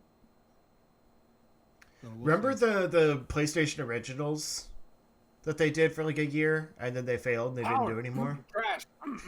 Oh, you mean like the PlayStation TV thing, right? Yeah, but they actually had original programming on it. Yeah, they had the original programming to try and get people to get, like, the PlayStation TV. Yeah, like, and it was not good. Or whatever. And I actually know people that really enjoyed PlayStation TV as a service because it was a relatively decent equivalent to cable. Yeah. Before YouTube TV kind of blew it out of the water with their offerings. But this feels like it's going to go back to that. Like, they're going to start with, like, the stuff that they already have the license to, and then they're going to be able to bring in originals. Yeah, originals, or maybe they, like, actually license some stuff out that's not necessarily tied to one of the other big streaming service brands or something. Maybe they partner with one of the bigger brand names to get a couple shows that have something to do with the Sony ecosystem. Stuff like that. Like, there's probably some pretty cool stuff they can do. They have, like, I mean, they have all the Spider-Man licenses for most of the animated stuff recently and everything. So there's potential for all this stuff to happen. It's not like there's a downside to it yet. Like, we don't know what it's actually going to be because it's just the testing phase now. Right. If there's any downsides, we won't know about it until it starts rolling out worldwide. So, I mean, as long as it's included with the subscription, like, I don't care. It's just added value. Like, and it could even be like just a like you said, added value, just a bonus. Like, hey, I have this, and maybe you just don't want to play a game one night, and you see that they have a movie you might want to watch. So no downside. That's what I use Amazon for. It's like I pay for the shipping, and I pay for the like other bonuses or whatever. And occasionally I'll be like, oh, there's a thing on Amazon Prime that I want to watch. Hop over, watch a thing on Amazon Prime, and then never think about it for another 6 months. Yeah, until they actually start advertising their shit, because they usually don't. Yeah. So speaking of advertising stuff, that's not a transition, but it's what I'm going with. This is our last news article of the day, referring to Humble Bundle is now moving their charitable donations to limit charitable donations to 50% starting in May. So Humble, it's May. In effect, capping the amount of purchase price the customer can donate to charity. News of this change has raised some onlookers, which characterized as there was an update to this that I'm trying to see if I have pulled up. Okay, I'll continue reading this and let me know about the update. Yeah, go ahead. I'll see if I can find it. So first launching in 2010 kind of goes into the idea like what Humble Bundle is. So like if you never use Humble Bundle, it's basically it's a subscription service you can subscribe and you get free games. But also sometimes they'll have like bundles, like this is the X bundle or something, and they'll have like that same few games. And at the bottom, you can choose your amount on what to donate, usually in either charity, developers. It gives you a little bar. Usually, whenever I don't do Humble Bundle a lot. I think I did it like 3 times. One of them was to get like Switch indie games, which led me to SteamWorld, and I did like more money to charity and I tried to do more charity, more developer versus like anything else, just because I felt like that was right. But like, why this feels weird to limit how much I can send to charity. Like it's my fucking money, you know. Like, like I get that you need money too. We all need money, but this just seems like a really weird decision to do, considering the whole. Okay, so I couldn't find the update, so I don't think it was an actual thing. It was probably just somebody retweeting somebody else's statement on it or whatever. But it should be noted that the reason allegedly that this is happening, obviously Humble Bundle was purchased last year by Ziff Davis, which is the company that owns a bunch of different media brands or whatever, including IGN, which that part of it doesn't really matter as much. Like obviously it matters to IGN because they have to be like, hey, if we talk about a game that's available on Humble Bundle or whatever, we have to clearly state it because journalistic integrity and everything. But Ziff Davis wants to turn a profit. That's all this is, because they're losing money on Humble Bundle more than likely, and they want to cap this 15% because that in some way might still benefit them. It gives the illusion to people that weren't aware of it before or that might not care that much that, oh, you're still being able to give that amount to the charity or whatever, and then you can still give another 15%, 30%, whatever the cut to the developers. If you do the full 15% to charity, and then the rest of whatever their cut is goes to Ziff Davis. Mm-hmm. So. And I mean, the problem is, for one, that's a giant media conglomeration that owns multiple things. They can take a hit on one of them for a good cause. And 2, the bundles haven't been great lately. So I feel like their business has just been hurting from that. Like, it's not so much that, you know, the charity thing is an issue. They just haven't had very good bundles. And so by having this bad news come out about them, it's just going to turn people away from them more, where there's other options out there for, you know, getting bundles of games and things like that, which is why Humble is hurting in the first place. It's like, you need something that makes you look better right now, even if you take a financial loss right away. Yeah, it's just pure corporate greed. Yeah. Capitalism. Yeah. Fuck you, Seth Davis. Another enemy I'm gonna make. It's fine. I didn't know your name before, but I know it now, and now you're on my shit list. Anyways, moving on. That's actually not our final news story today. My apologies to Justin. Correct. We have the gameplay trailer for Ratchet and Clank. I want to call it a Rift Apart, but it's just Rift Apart, and it's throwing me off so much. So I'm just looking at this now, and wow, this is really nice. It looks really pretty. It's and so pretty. Shows up the load time with the traveling through the dimensions, stuff like that. This game is going to be the best tech demo that the PlayStation 5 could ever ask for. They flex so hard by loading a world during the wrench slash. Like, yeah, it is insane. With that animation, it's just boom. New world. I don't.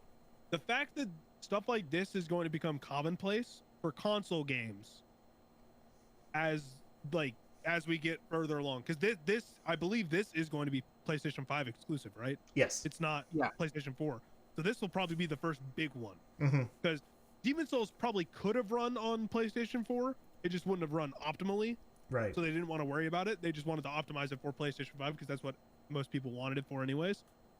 This is going to be the one that it's like, oh no, this is what a PlayStation 5 can do with maybe like 2 years of development Yeah. with the full specs. So, And this is why I wanted to replay the old games, because it's like they're not available on modern consoles. Like, this game's going to come out in June, and the only one you would have been able to play before it was the reboot, which isn't even canonically in this timeline. yeah. Like, this is picking up after a Kraken... No, Into the Nexus. Yeah, so the fourth one, yeah. Yeah, which is only available... Well, that's the PlayStation fifth one. 3. Sixth. Is that the fifth one? Sixth? It's... Okay, there's the first three. First one. And First then... two, first three, the trilogy. Yeah, and then there's Tools of Destruction. Technically there's the Quest for Booty one, but that's a digital only, like basically DLC Okay, for so we don't count that Tools of one. Destruction. No. And then there's A Crack in Time. Jesus, that's a lot of games. Yeah, and then there's Into the Nexus. That's 7 games already, not counting the remake. Right. It doesn't feel like it. Well, it's been around for what? Early PlayStation 2? Yeah. Years, Which is how many? 20, at least 20 plus years, right? Has to be. Yeah, I was trying to look at it. My Probably my my 2001. trilogy collection says it was like 10-year anniversary, I think, is when it came out. Yeah, so And that was in like 2013 or something like that. Yeah, So, that would have been 2013. Yeah, probably something like that. yeah. So First off. 2003. Yeah, and that's true. There are spin-off titles too. I mean, there's Size Matters on the PSP, which is technically a license, like a full game, but it's pretty chunky to play, so I don't really include it. That's And, a lot like, of games. And then there's some spin-off titles, like kind of more party games or like battle-specific games. Like, I'm not including those in my replay, so I wasn't counting them. But yeah, there are others. Don't worry about it. That's too many games, and I'm never gonna play them all. Yeah. By But the again, way, the reboot's great. Like, gameplay-wise, this one's going to pick up after that. But, you know, That's all I need to story-wise... know. I'm definitely gonna pick this game up at some point just to play it because the gameplay in the Oh, yeah. reboot, It's the remake perfect. was fantastic. Yeah. I wanted to platinum I that game, but I enjoyed it. couldn't get the friggin' Groovatron trophy. Yeah, that game was the perfect intro to that series for me. The Mhm. movie was whatever. It was okay, Yeah. but The movie I hurt played the it- game. Yeah, that's true. But I think that, it was just so much fun. Mhm. I'm never gonna go back and play the remake, even though like the PlayStation 5 update makes it look even better and makes it play better Yeah. or whatever. I don't have time, but I'm definitely gonna at least try this new one. Also, shout out to my friend Aaron, who now works at Insomniac. Nice. Nice.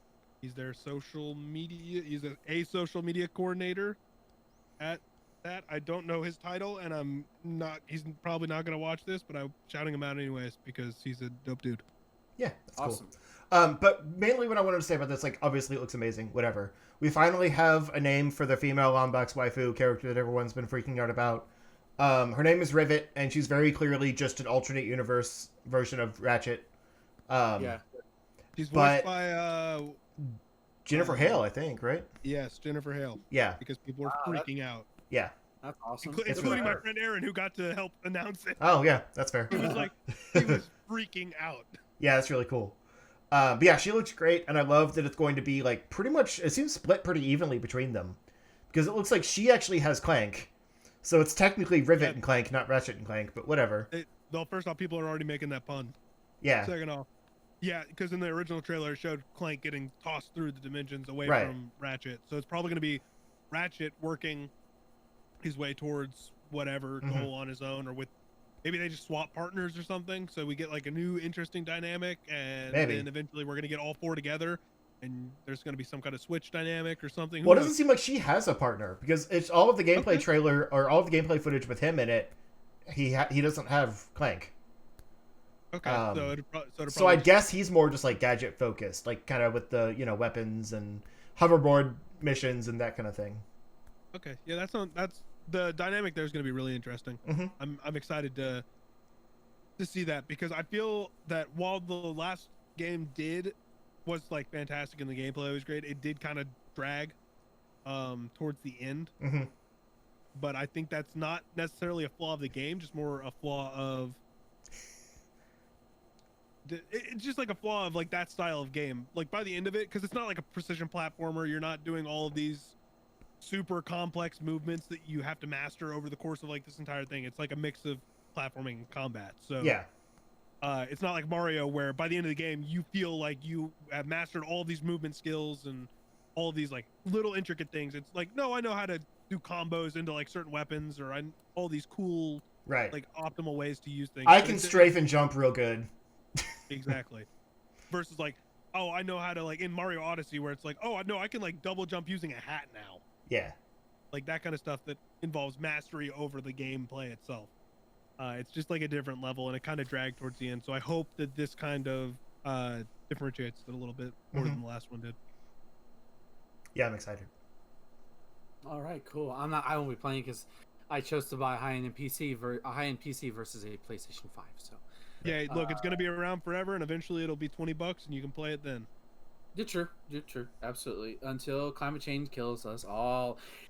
Speaking of climate change, that won't doom us all, but in fact, the Mortal Kombat tournament. What? Okay, hold. Wait, time out. no. Time out. What? That went like 3 different places. We can't allow that transition. No, that transition went 3 different places, and none of them correlated at all. I'm allowing it. So, anyways, let's move on. He's allowing it. We can't do anything about it. I mean, he is the overlord now, I guess. It is time to review the new Mortal Kombat reboot, the 2021 film. It's not a film, it's fan fiction. It's basically fan fiction. I've read more fan fiction. It's fan filmtion. I like that. Can we coin that? Can we coin that? Film yeah, that's okay. That works. Fan filmtion. Yeah. Yeah. All right. So this was released last Friday. We'll work on that trademark. Supporting the live stream. Came out in theaters and on HBO Max, much to my displeasure, because I don't know how it would feel if I had to, see it. Just to run it down real quick, this is directed by Simon Quaid, produced by James Wan, Todd Garner, Simon Quaid, McQuaid, and E. Bennett with screenplay by Greg Russo and David Callum, story by Oren Uziel and Greg Russo, of course based on Mortal Kombat by Ed Boon and John Tobias, starring Louis Tan, Jessica McNamee, Josh Lawson, Tadanobu Asano, Makad Brooks, Ludi Lin, Chin Han, Joe Taslim, and Hiroyuki Sanada as Loading. So yeah, this we'll talk about base things first, and then we'll move into spoiler territory. I want to say right now, the cast was great. Yeah. That was like the best part of the movie. Especially the actors. Oh yeah, all the actors did great in their roles. I mean, obviously it's a Mortal Kombat movie. Like not all the characters are level. I didn't feel like any of the characters were super out of place until you get to the part where the bad guys start getting introduced, and then it's like, okay, you're just kind of here to be a bad guy. But like even most of them kind of feel okay, and they serve their purpose just fine. So I wasn't like opposed to it. But the main cast of like actual fighters, all really good. Yes. For what it's worth. I'll agree with that. Cale, you were tweeting about this earlier, so just without going into spoiler territory, overall thoughts on this movie? I enjoyed it. I don't go into it expecting high-end cinema. Just go in expecting a decent enough time with like a fun character interactions and pretty good fight choreography. I think the fight choreography, especially towards the end, is the beginning part and the ending. The first fight and the last fight are definitely the high end of the like actual Mortal Kombat fights. I think the choreography there is the best. In the middle, or towards the latter half, it kind of fades off until the last fight. But overall, fun time, good fights. I got a couple chuckle out loud laughs. So it was worth what, an hour and 50 minutes? Yeah, perfect. Like nothing. The pacing wasn't good, but like it didn't felt like it dragged. So that's the best I can give it. Okay, Justin. Yeah. So this is going to be a controversial statement. This is the best video game movie ever made.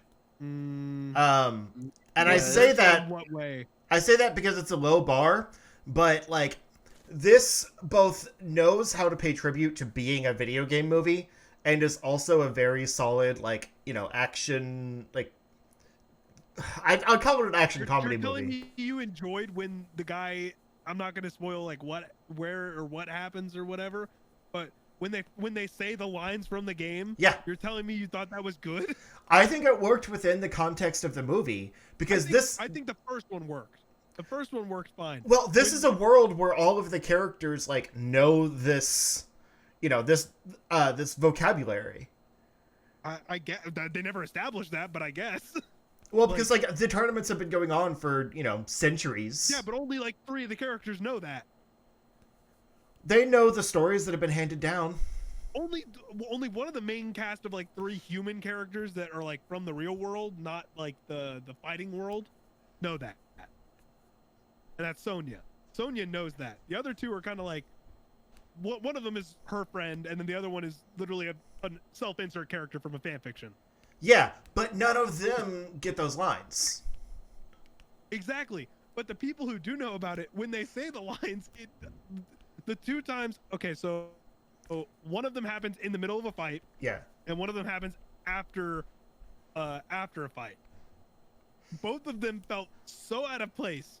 The second one, the last time they did it, it felt like better than the middle one. The middle one was unexcusable. That was just awful. We'll get into it in spoilers. I mean, there's one that was very bad. The rest were fine. Yeah, and like anytime Kato sure did it worked because he's self-referential and goofy. Well, that was the first one, and so that was in the trailer. We can talk about that. So when Kano says Kano wins, yeah, that one works. Right. That one is because he would definitely say that. Perfectly fine, and I thought that was good fan service. Yeah, exactly. That's his character feels like we say that it fits perfectly. The one after that, was the worst one I've seen in I think almost any of the X amount of Mortal Kombat movies I've seen. But the third one was like, okay, I can like. Well, but again, we'll get into that part. Well, yeah, like we have to tread carefully. That's why I'm saying like it's going to be a controversial statement. But think about it, like other video game movies we've gotten, either they take it way too seriously. I mean, Sonic the Hedgehog is very good. And I don't include Detective Pikachu because I don't include that one. Well, I guess I include it. It uses the license, but it's its own thing. Like, well, I mean, it's based on a game. Pikachu is a game. I forget about Detective Pikachu, honestly. It's a fun game too, but it's like. I mean, I forget about it as a game. I think of like the Pokemon, you know, license, and then they made a movie that like. Well, I mean the movie itself. No, I know. Based on the core plot of the game. I know. That's again, fair. that's not. I enjoyed this more than I enjoyed Detective Pikachu. Just because I think the plot of Detective. I played the game for Detective Pikachu, so I kind of knew what all the plot points were going to be. So that's probably why. Mm-hmm. But I think I still enjoyed Sonic more than this. See, just, like, with overall. like the reason I say this is because like I feel like a lot of them either take it too seriously and like, you know, realize it, like turn it like Monster make Hunter? Yeah. We don't. I don't. God, that movie. Or like the Resident Evil movies, or like honestly even Tomb Raider, people. I think was which right. I think is also by the same person. No, Tomb Raider's not. So but Raider's it not like by what's his face? No, but that Okay, one cool. like makes it very realistic and like just doesn't really need to be based on the game. Mortal Kombat is so inherently ingrained in its own culture that like really only fans can appreciate it. And I think that's what makes a good video game movie. Because even with Sonic, it's like, yeah, there's some great Sonic stuff in there, but you're pulling Sonic out of his thing and putting him in the real world and just like having him have fun in that world. And like, it feels like kind of a cop-out. I guess, but I also feel like it works both ways because I feel like it was a cop-out here too for a lot of things. In terms of like, they didn't really introduce a bunch of elements. They just expect people to know about it, which is fine. But I think that's why it didn't work as well as Sonic, because Sonic set up things in a way where it's like, okay, you kind of get it all over the course of the story versus this where it's like, oh yeah, this is like they just kind of throw the idea of, yeah, this galactic tournament thing at you like right away, and only a couple people know. By the way, the parts where Sonya is trying to explain how the tournament works and everything is by far the worst dialogue in this movie. Yeah. The fact that she's like literally just a plot device to carry like some form of emotional resonance between like the main cast of characters is a choice. I mean, I guess she's real pretty though. Like, there's I don't like, even mind her character that much. I'm like, they don't give her anything to do, but it's like when she's just like, if they're gonna have anyone explain the plot, I guess make it her. That's kind of what I mean. So many things where I'm just like, that decision was bad. Raiden is right there. He was bland. But no, I say it's a great Mortal Kombat movie because it is just like it's like 80% fight scenes. So like because there's not really a lot of, like they didn't need half the story they put in. And they put in effort. I'll give them that. But like the fight scenes were super solid. And that's what a Mortal Kombat movie should be. Like, it's really good fight scenes. I will say, the thing I was most surprised about is that I actually enjoyed the main character, Cole. I actually enjoyed him way more than I thought I would. When they first revealed those, first off, the daughter, at first I thought it was his sister. Yeah. Oh, you thought that too? Oh my god, I thought I was the only one who thought that. Yeah, no, it was like, I thought that was, so. Yeah, she looked too old. I thought, so, they didn't explain that at all, and so the daughter was like, they looked basically this like relatively close in age, and I was like, okay, that's a sister, she's hanging out, and then that's their like, I thought the wife was the mom. Yeah. And so I didn't know that they were like dating or married or whatever until they kissed at the food stand. Wait, that's your son. Like, wait, I was okay. like, wait a minute. Okay, no, that's tongue. That's like there's some tongue in there. Okay, that's like they're dating. That's not like a. Where's like this movie set again? Yeah. Exactly. Chicago, Illinois, baby. So, I feel like that was the daughter character was by far the worst delivery of any character in the entire, like everything that almost every line that had anything to do with like action or anything that she had to deliver other than just like generic stuff was pretty bad. The wife was whatever, but all the main characters were pretty good. Right, that's what I'm saying. Is like they didn't need most of the story they had, but like the Mortal Kombat of it all was so good. They didn't even get a tournament. We don't need one. That blew me away. Where it was like, it was a surprise. Like, yo, we just got betrayed. Our main homie over here, whatever. Okay, you're like, getting dangerously close here. Yeah, like our main. It's Mortal Kombat. I know. Somebody dies and stuff goes down, and they're like, hey, you know what? Who needs it? Who needs to follow like the structured plot of like a tournament arc or whatever? But like if you look at it, like not all of the games have been the tournament structure. I mean, lately they're not. Oh no, never. Like in the story modes, there's. I mean, what the last one was probably before 9. 9 stopped the tournament structure. Yeah, and those are better stories for it. It's still wrapped around the tournament idea, but it's not actually. You're not seeing the tournament, which I think is smart. There's not even there's no tournament though, like in this movie at all. Which no, I know. I was like, oh, what are we gonna get to? This? Oh, we're not. Oh, okay. No, that's what they're setting up. Which is okay, fine. we're just gonna say, give your like overall whatever, and then we're just gonna get to spoilers. Yeah. Like that's as far as we're gonna go without actually spoiling stuff. Right. Yeah. But no, I thought it was great. Kano stole the show, and the fight scenes were awesome. Go ahead, Ben. Kano was great. Yeah. And ow, dog. Okay, yeah, Ben, give your thoughts. I thought it was okay. I definitely was running on a high when I first saw it, but thinking back on it and like kind of like other things, I was like, yeah, it's all right. You know, it definitely wasn't a bad movie. God, you know, I still think I prefer the original one just because I think the original one still has a charm because of the main cast. Versus, I don't feel that charm with this cast. Like, it's not as cohesive as the Sonya, Johnny Cage, Liu Kang relationship in the first one was. I did not like the main character, Cole. Yeah. So we differ there. Yeah, I just think it's not necessarily a problem with the actor itself, but I just think the stuff he was given was just way too stiff. He didn't feel like. Oh no, he was absolutely just a plot device. There was no he had no character. Yeah, that's what I didn't like him because I feel like okay, if he's the insert character, I want like when shit goes crazy, I wanted him to go, wait, what the fuck is going on? He never does that. He never was he was never the. In terms of fan fiction, you wanted him to be the and we're gonna get into spoilers now. Screw it. Yeah. So you wanted him to be like the fish out of water kind of character versus the oh no, like, I'm just I gonna felt adapt to this like nobody's business. I understand the fact that he's a fighter, and some of it makes sense. And I guess like later on when we learn that he's Scorpion's like great grandson or however, because they never tell us how old. Centuries. Like exactly. Like we never. Why did we need that? Like I get the plot device of bringing Scorpion back. Cool. That was the final fight was worth it in my opinion. Like I thought that was super dope, especially when they're working together. Mm-hmm. Like I thought the choreography there was a little bland, but I think the payoff was worth it to see them working together, even though they don't really know each other. I thought that played into it a lot. But you think of it like, why did we need that plot? First off, the beginning of the movie with the like Scorpion's family and stuff, I thought that was fantastic. Yeah, it felt like a different movie. Yeah. It was a different movie. Yeah. Why did totally why did we need the through line of Scorpion goes to hell and doesn't come back for 700 years or whatever? Why did we need he was this training? Well, it's like he was trapped within and he needed. What happened to the rest of his descendants?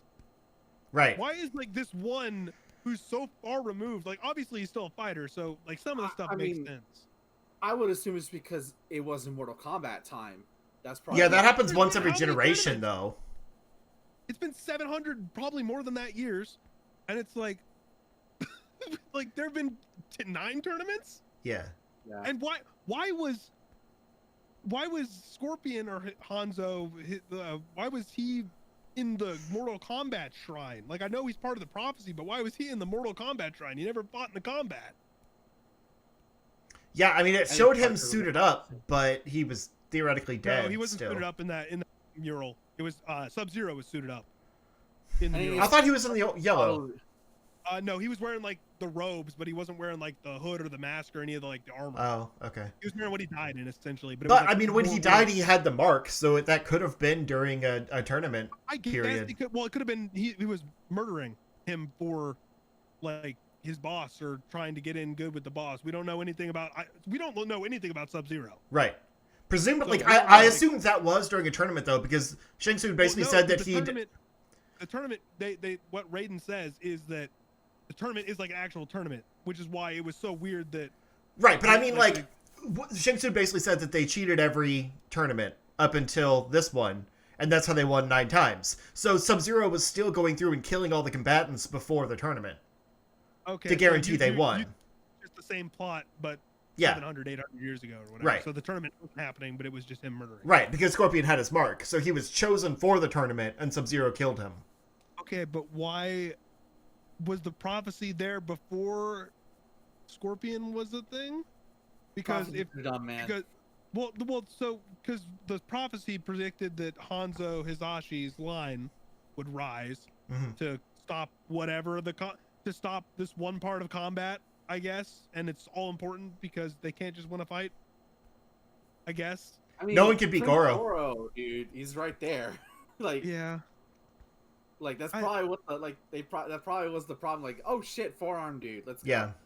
Yeah, and it's just like I guess that's why he was trying to eliminate the entire like lineage, like the entire clan, was because they didn't want to continue his blood to continue on to fulfill the prophecy at some point. Yeah, they probably figured with his stabby abilities, he might actually be able to take down Goro. Because apparently, all it takes to kill Goro is one stabby bit. Is to have just one down 2. Yeah. Yeah, Other people will get that joke. I got the joke.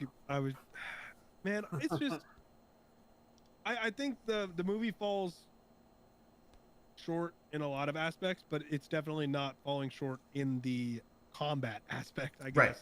Yeah. I think like it gave me what I needed it to. That's like exactly. I'm satisfied. I had a good time with all I needed was for it to be fun. Yeah. And it was. I laughed out loud. Yeah. What was the one like I actually burst out laughing was one of Kano's lines. It was like in the middle of the movie. I can't remember what it was. Was it when they told Sonya to leave because she didn't have her mark, and he just goes, "Fucking whoops." No, Because that got me. I think it might have been in the desert. Yeah, I think you're right. Liu Kang shows up and he says some like philosophical shit and he touches Kano and Kano just like What the fuck? What the- Yeah. And then he's like, follow me. And he goes, hey, okay, but like, what about the fireball thing? And he goes, hey, Louis. He calls him like Louis on the way out. I don't remember when. See, Somewhere I feel in like there. that's my problem. I like Kano, but like that to me should have been not necessarily the murderer's part, but that should have been Louis Tan character. Or not Louis Tan. Cole Young. Yeah. That should have been his character. There could have been so many different. They didn't need the Cole Young character. I don't know why they chose to make a new character when they have all of these. The whole roster. Yeah. My problem is like if they wanted to bring in a new character, they could have justified it by making him really cool. But he's not. He's a wet blanket, and then they give him a power, and that power is dumb, and it looks bad. It could have been. It could have been. They could have leaned either way. They could have made him like completely out of water and made him a comedy character, and he would have played better. Mm-hmm. And then they could have had a longer training sequence and actually turned him into something. Yeah. Or they could have made him.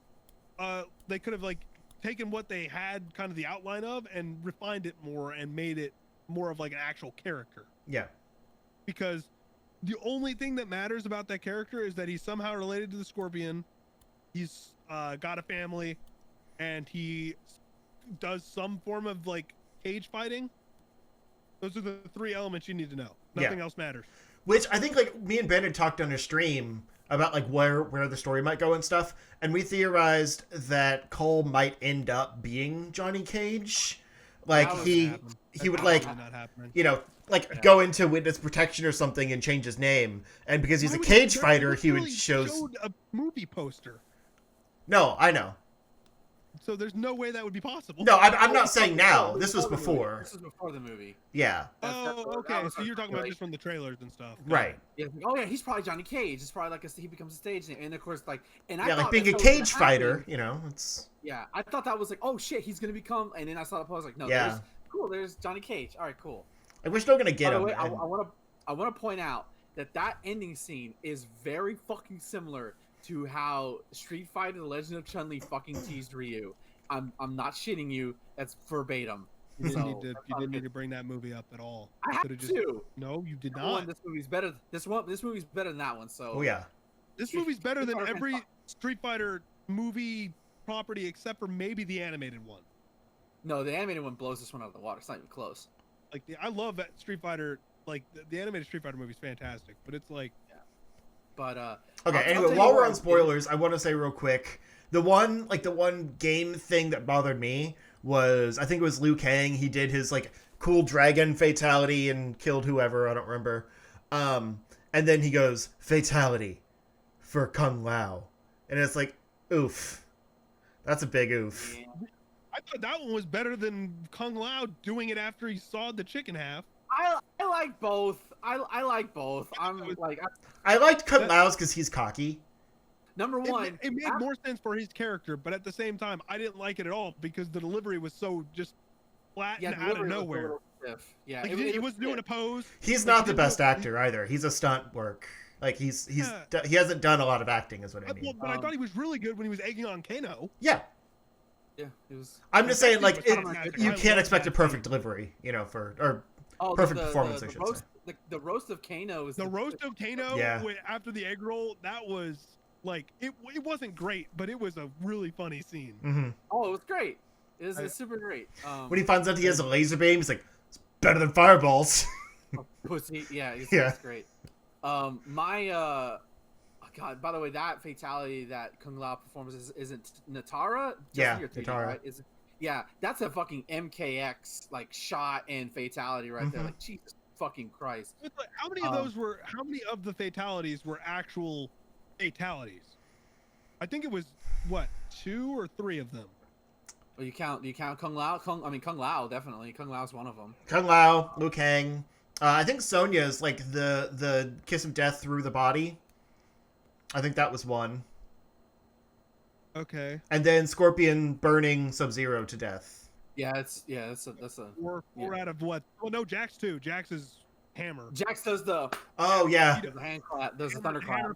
That was pretty good. Okay, yeah. okay. I have a problem with that.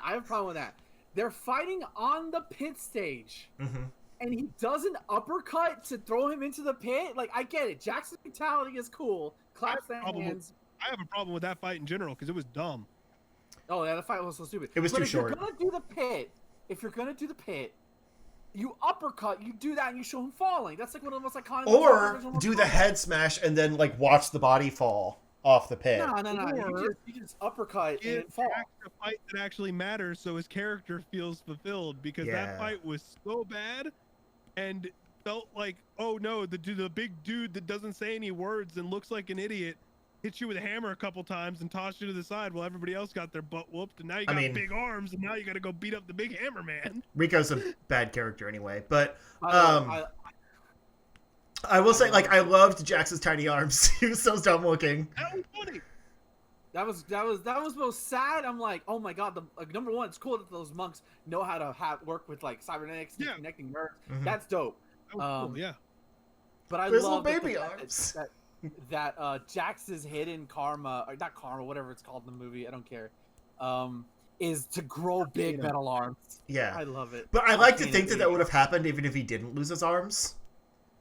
Just get big metal arms. Yeah, like it would have gone over his arms, but instead it like... No, maybe would have just got the baby arms if he didn't have the baby arms already. Yeah, there you go. I could love Kano's line when he sits down at the table and goes, oh, he's one of ours? Do those come in men's sizes? Mm-hmm. And that got a chuckle out of me. It wasn't like a burst out laugh, but Kano's the best part of this movie, Yeah. man, and I hate that I say that because that should have been Cole Young. Everything that he said should have been Cole. God, it was Cole had like one or two good lines, and I think the only one that I actually like kind of went at was when when they're arguing about like prices and stuff to Kano, and he's like leaning up against the trailer.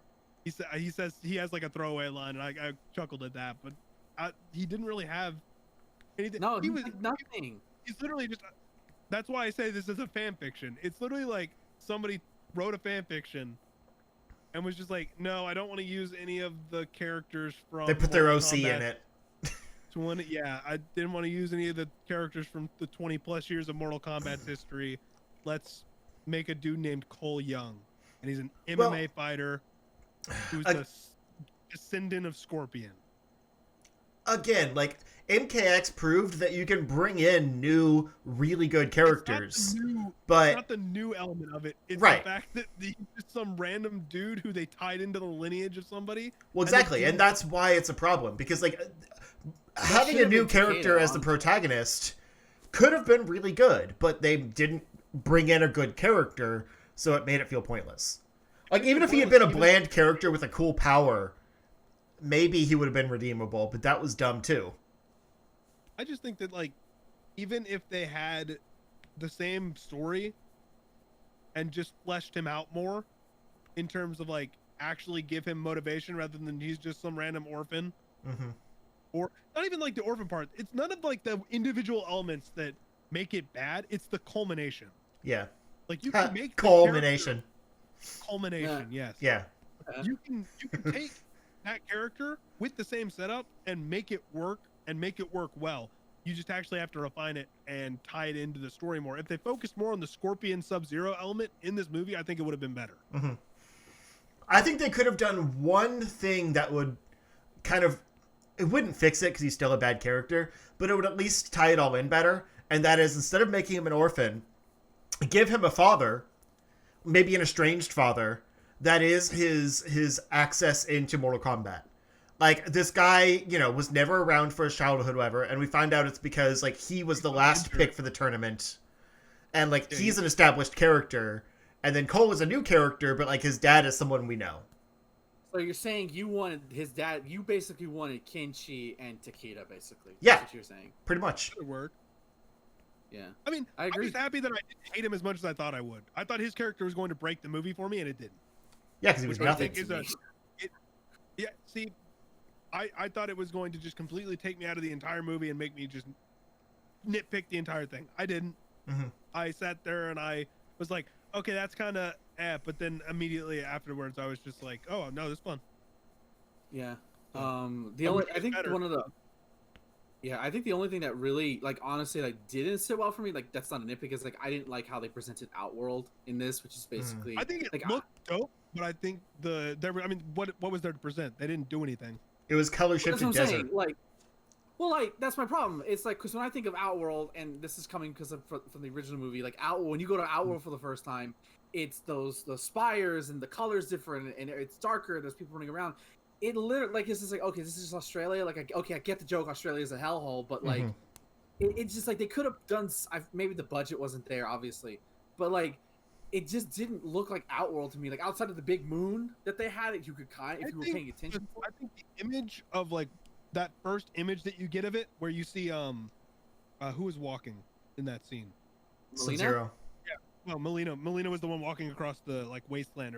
I thought that looked dope, and that shot was dope. There are a lot of dope shots in this movie. Oh yeah. Yes. I think the cinematography is actually really good, but the fact that there were just, I mean, it's just like the Sub-Zero Scorpion element. We get a little bit of Scorpion. We get none of Sub-Zero. We get none of Outworld. We get none of X character. We don't get anything of Cole. It's just all Mortal Kombat. Yeah. Which is fine, but it's not how you. The point of this whole us talking about is the movie's fine. It's fun. And you should watch the movie if you have any love of Mortal Kombat or just want a fun time to enjoy. It's also just really good action. Like it's well shot. Exactly. Yeah, it's a good kung fu movie. Yeah. Yeah. But it's not a good film. No. There's no plot. Like the characters are fine. Most of the dialogue is good. It's just like there's some delivery, there's some choices, there's no backstory to pretty much anything. Yeah. So you just gotta go in and expect fun cinema rather than a good film. I think someone else said this, but if you combine this one with the 95 movie, you get the perfect Mortal Kombat movie. Why do you make me want things? Because each of those has like really good elements. They just kind of need to be smushed. It's actually pretty good. Yeah. Yeah. But it doesn't have like the gore or like the X stuff from him. Right. It feels pretty neutered compared to this one. It feels like that one they had to rely more on the story to make a decent movie versus this where they relied on the action and the cinematography. I mean, the effects and everything were solid, especially for a $90 million budget. So I think like a Mortal Kombat 2 could give us everything we want because it would be focused more on the tournament and it would show like it would be bigger and more grand and hopefully bring in more valuable characters. Maybe, sideline Cole. Like have him have him be his daughter is now a fighter. No, like basically have him like, kind of the Jax role where he's recruiting, but he's not the main character. I want a buddy cop movie with the wet blanket that is Cole Young and Johnny Cage, whoever plays him. Supposedly they want to get someone big. Everybody's campaigning for the Miz right now. So. No, the Miz is campaigning for the Miz. Yeah. The Miz is the one who started that. Oh, is that okay? I just saw it. I didn't. Okay. I photoshopped him as Johnny Cage, and he posted it. He's like, "I'll do the casting for you." Nice. It's not gonna happen. But yeah. Moral of the story: just go watch the movie. It's fun. Yeah. Yeah, it's a perfectly fine time. There's some cringe moments. He's gonna get his soul sucked. I love this part. That was a line. Cabal surprised me in general. I hate Cabal as a character. Great. Yeah. Cabal. They made him really fun. That dialogue exchange he has with Kano, basically like having Kano turn heel. Like I didn't know Cabal was in the movie. Like that was a really nicely hidden secret. They didn't know about what a third of the characters. They held back some stuff. Mm-hmm. Yeah. Like, I mean, like Cabal, Rico, Natara, Reiko. Yeah, I think there was one other. Who cares about that one? Sorry. Yeah. Overall, I think. Oh, Reptile. Which I mean, it wasn't really Reptile, but like it was a reptile fight. Reptile. But it was a reptile fight. Yeah, it's a Sakari and whatever people are called. Yeah, it was still a cool fight. Is the point? Yeah, it's not. And then Sub-Zero is definitely going to become noob, so like they set up a lot of things, which was cool. Oh yeah. I thought the guy who played Shang Tsung, I've seen him in other things. He's an amazing actor, but the guy, he had like, it's hard to beat that original performance. Like it really is. But I thought he was more menacing.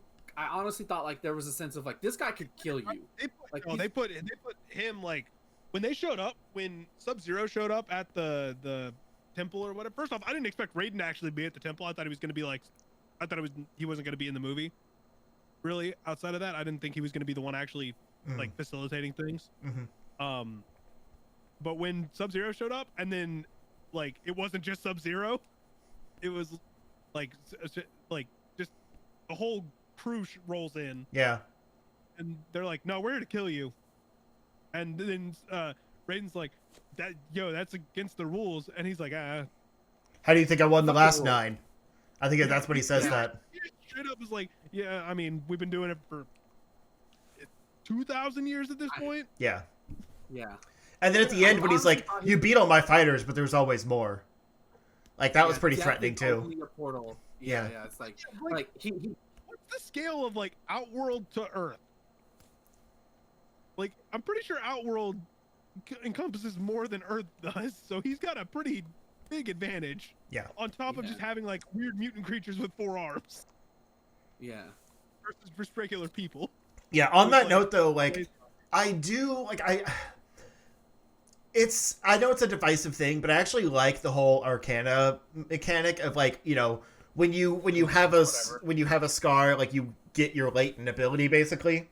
Because it was an easy way to explain like the core abilities of each fighter. Right. Well, like there's a thing where like obviously someone like Goro, you know, you have these kind of like alien like other race creatures who clearly just have supernatural abilities. Yeah. But then you have to justify, you know, just regular people joining the tournament and like how do they hold up? It's like, oh, they get these Arcana abilities. Like that's really cool. I think I want to just talk about Goro for a second. Boy, he looked way better than I thought he was going to. Oh yeah. And the facial expressions throughout the entire fight with Cole, I thought sold the entire thing. Yeah. Like when Cole like starts whooping on him, which by the way, I thought it was like whatever. It wasn't like the whole turn in the fight when he got his armor or whatever. I was like, okay, cool. It's not the worst thing ever. It looked pretty plasticky. Oh no! Like it, like even though it's supposed to be like metal, they kind of dropped the CG suit after the first 5 seconds, and but like when he when he starts losing, and you see just like the menacing drop to like oh no on his face, I was like I feel bad for this guy. And then his guts all spill out, and he's looking down and like that was disgusting. He's got like his multiple arms, like oh no. That was by far like I saw the blade coming. Yeah. With like I saw the saw blade one coming, but the guts spilling out and him just like and then straight through the head. I was like, okay, that's gross. Yeah. So. I didn't think I would ever see Goro get beat up in the backwoods of Chicago, Illinois. So that was kind of funny. Yeah. But he'll be back. Yeah, he says like I think Cole's from Chicago. I think I was paying attention that much. Oh, okay. I had to go to Indiana or whatever. Probably it's Midwest. I don't think Chicago just because of like Ed Boon and John Tobias. By the way, nice shout out to John Tobias reference early on when they. Oh yeah, the Eddie Tobias. Yeah, so I was like, hey, that's cute. Yeah. Because he doesn't get nearly as much recognition as Ed Boon does, and so that's nice. But I will say, I think I'm gonna wrap up this by saying that I would have been kicked out of a fucking theater if that moment when Scorpion and Cole team up and you hear the music play, I would have been kicked out of theater because I was in my house screaming, "Let's fucking go!" because that's the best part of the movie. Should not have felt as good as it did. Yeah, they have never shared the screen together. I don't think Cole knew who he was outside of potentially that he was just like his ancestor. Yeah, no chemistry. And they're just like, no, you know what? We're both fighters. We kind of understand how this guy fights. Let's just go at it. And it was awesome. It like that saved the entire like last third of that movie. Well, part of it was because like when the beat dropped was like right when Scorpion threw out his spear thing. I still don't know what that's called. And timed it with "Get Over Here," and so it's like, I don't even care if Cole's here. question. Did I miss it, or was the scene where he like turns blood into a blade gone? No, it was there. Yeah, It was the fight with Jax, I think. No. He cuts up Scorpion. The blood goes up, and then he stabs. It's still in there. Okay, I Yeah, guess I then he just throws him in the ice. I guess it just went in and out of my head because It's the kind of thing that looks cooler in a trailer, and in the moment it's just yeah, because I remember him doing the ice blade thing because they've zoomed in on it. I just guess it was just like one of them in the exchange, and it wasn't like as focused on because it wasn't like cut around. yeah. But yeah, no, that entire last scene was really fun. I didn't even mind like when he started trying to like chip away at the ice to save his wife or his daughter or whatever. Yeah, what the mid-fight one, that was dumb. When he started doing it the first time, I was like, okay, I get like the other dude's handling it, and you don't want to deal with that because you're probably gonna die if you fight that dude one-on-one. I get it. Why are you punching it? Yeah. That was like, it's ice. That's not a good thing. But it works, I guess, because they apparently can just get pulled out after the fire happens or they wake up because hell saves the day. I guess the devil wins in the end. So that's the thing, is like the movie works because it's by video game logic. Like nothing really makes sense if you think about it too much, but it's a lot of fun to watch. I will definitely be watching that final fight again at some point, just on its own. Just it was so much fun. Yeah. The other fights, Same thing the other in-fights, I could take or leave because it's just like weird jump cuts to most of them. I think the fight with like the duo fight was better than Jax again. Like just like the individual fights were so lame. Like the back and forth with Kano, like Kano didn't even get like, they weren't even giving like a vocal back and forth. There was no verbal sparring, which is the only way the Kano fight would have worked. Yeah. Yeah. That was kind of lame. When the Kano fight was too dark, I couldn't really tell what was happening. Yeah, I mean, it was a fine fight. Like the choreography was fine for like a house fight, but it was a whatever thing. I didn't think the gnome at the end to kill him was funny, or like deserved at all. No, that should have been a proper fatality. Yeah, that was kind of dumb. Like I said, Big Hammer dude's fight with Jax was dumb. I don't even care about, like, I know his name. It's just like big dumb hammer guy, because they didn't set him up at all. No. I mean, he's a throwaway character from MK4. You didn't really need to like do anything with him. Yeah, and it's just like most of the infights were just whatever. Yeah. And then you get to the Cole and Scorpion versus Sub-Zero, and it's like, okay, this fight is what was worth watching this movie for. And then the final line that Raiden gives after he's like, "You will go back to the Outworld," and he doesn't even let I can't remember his name off the top of my head. Yeah, he doesn't even let him finish. Just sends it back, and he goes, "He talks too much." And Jack just kind of goes, and I was like, okay, that was good. That like that was a good way to kind of end it off. And like that was the only hint of like smarmy Raiden of like a Christopher Lambert like homage, because that's something that Christopher Lambert's Raiden would have said. Well, and it felt earned. That character development kind of felt earned because he wasn't really around that much, but he's been around these characters kind of in the background. So he at that point had kind of adjusted to like, okay, I know how these people function, and so he threw out a one-liner, and it was like, okay, no, it worked. It wasn't too much, wasn't too little, and then the movie's basically over. And am I looking forward to a sequel? Because I think the plot, I'm looking forward to see how they integrate other characters, I guess, but I'm not looking forward to basically just the same thing. Oh, I want more. So, like, I'm already ready. Yeah, I mean, I'm kind of in the middle with you and Cale. Like, I'm cautiously optimistic for the second one. I hope they fix the pacing issues. But with how well this is doing, like, because it blew every other HBO Max movie out of the water. And it's doing decently in theaters too. I mean, a couple million, but like, you know, right now those are good numbers. What like everything else is doing, it's probably gonna be top of the box office for a while. And on a $90 million budget, like this isn't Kong versus Godzilla. Like it's gonna make its money back easily. More than Kong versus Godzilla. Right. Which is hilarious, but yeah, no, I'm interested to see what they do. I'm not ecstatic, I guess would be the word for it. Like I'll watch it whatever happens, and I'll probably have a good time with it. But I'm not in the same place that I was leading up to this movie, where I was like, I want to see this movie. Mm-hmm. See, one of the actors said that like if this does well, like he's signed on for 4 more.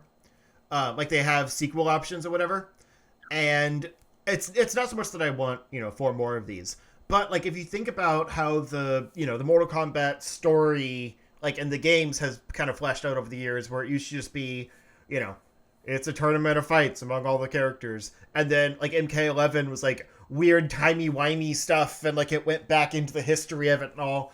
Like we could get like a Mortal Kombat series of movies that ends with like an end game level of callbacks to the past 3 movies, and like that kind of thing sounds really cool.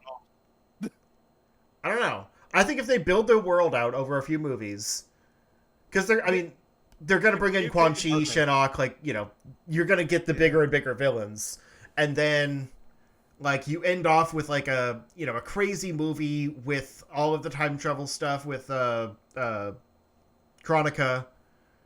Like they could go some really cool places. That's not just here's another tournament. I hope so. Okay. But at the same time, I just want to say that I hope that this leads to actual fun other video game properties being made into just like dumb fun movies that are dumb fun and not just dumb. Because if I get another movie that's like the level of that Monster Hunter movie, I'm gonna be done. Yeah, I mean the new Resident Evil movie looks pretty good. Or sounds pretty good. But that's animated. No, the new one. There's a live action one. Oh god, I haven't even. We haven't. There's nothing out there on it, so it's basically following the plot of the first 2 movies, but it's like actually following the plot of the first 2 games. I mean. All right. Okay. I mean, I'm interested. Yeah. Let us close today's episode by giving it a star rating, and then we'll get out of here because I think we're going a little long. Justin, give us a star rating out of 5. What is Mortal Kombat? I mean, as a movie, it's like probably a 3.5. But like, I mean, as a video game movie, like how it met my expectations, I'd say it's like a 4. Like I really liked it. It's not perfect, but MK versus DC. No, we won't get it. We don't talk about that game at all. I'm getting that from Blockbuster. I'm giving this a 3. I had a good time. Didn't care about the story at all. I hope they do better next time in terms of that. But if the next one's just as much dumb fun as this, I'll watch it. I'll give it a 3.5. It's fun. I definitely popped a little bit more for the fan service stuff. But definitely not a good movie. Just in vein similar to Godzilla vs. Kong. Not a good movie, but an enjoyable spectacle. All right, boys. That is going to do it for this episode. Thank you for listening to this review and our takes on stuff. Justin, where can the people get in contact with you? You can find me if you look for Zero Score on Twitter or YouTube or Twitch. This show is streamed on my Twitch channel every Monday night. So, check that out. And then I also stream on Thursdays and Fridays with various things going on. Yeah, that's me. All right. And Cale, Mr. Verified Esports, where can the people find you? You can find me everywhere at XJustified. I also just found an image of a Reggie Lecky that the text just says, Reggie Lecky seems afraid of Texas. Reggie Lecky? It's a Pokemon. It's the new. Oh, the new one. Okay, yeah. It's like from Sword and Shield. It's like that. Yeah, the weird electric one. Yeah, but it's the images of that. What's the like camp where you play with your Pokemon or whatever? And it's Reggie Lecky walks up to the trainer and goes, "It seems Reggie Lecky is afraid of Texas." I guess one of the Pokemon's called Texas or whatever, and then somebody just wants to tell me more about Ted Cruz. Oh god. We don't want to hear about that, man. What a weird use of your time. Anything I mean, your time to promote yourself. No. Look. At this point, if you've seen me on social media, you know what you're getting. Just deal with it at this point. That's fair. He's great. Follow him, dudes. Yeah. All right, and you can find me at twitter.com/MarvelousIggy for all things related to the Marvelous One. Unfortunately, I'm going to be taking a small streaming break for the next at least 2 weeks, just because it seems like my fucking PC is, I don't know what happened, but I just can't get it to stream properly. Like my frames, whatever. I don't know what happened, but so I pretty much decided, you know what, maybe this is a good opportunity to invest in a better streaming / game PC. So that's coming within the next 2 weeks. It said it was going to come this Wednesday, but then they changed it. So whatever, it's coming. So I'll probably be streaming back up again and hopefully better and a lot more than what I have been. So look forward to that. That's at twitch.tv/Iggy2814. When I do come back, I'll be streaming 3 times a week, Sundays, Tuesdays, and Wednesdays, all at 6 p.m. Central Standard Time. We'll be Chrono Trigger by that point. But I'm sorry, but I have to go on break because unless I can figure out a fix, but I think I'll just use this as a time just to take a small minor break because I haven't really taken a long break since I started last September. So why not now? Of course, come check out charge.com for all related to our content. Of course, Atomic Shot has officially finished. The final review episode of Atomic Shot went up live for me and Tyler's review on Shin Godzilla. The watch long will be going up before this episode is out, so Shin Godzilla should be up by the time this episode is up. So look for that in your feed. And of course, Tyler and I will be back in, I would say, sometime mid to late in May for our new show. We'll be running down, much to Cale's dismay, the 13 animated movies of the DC animated movie universe. But where are you starting? Flashpoint to Justice League Apocalypse War. That's Have fun with the no, bad. Yeah, well, I liked Flashpoint Paradox. Flashpoint is fine. We'll see where it goes from there. Yeah. So we'll be reviewing those. Tyler's not into the DC universe, so I'm kind of curious in his perspective versus I know more about the DC universe than he does. So it's gonna be a fun experiment. That's the whole point of the show. We're already kind of discussing what we're gonna do next, but we'll review that at the time being. And of course, join our Discord. If you check out charge.com, the Discord link is right up there. We have a wrestling Discord as well. You can come if you want to talk about wrestling. It's all there, folks. Thank you for listening. We will see you all next time. Same charge time, same charge channel. And as always, guys, no matter what, stay charged. See y'all next Monday, dudes. Okay, that was fun.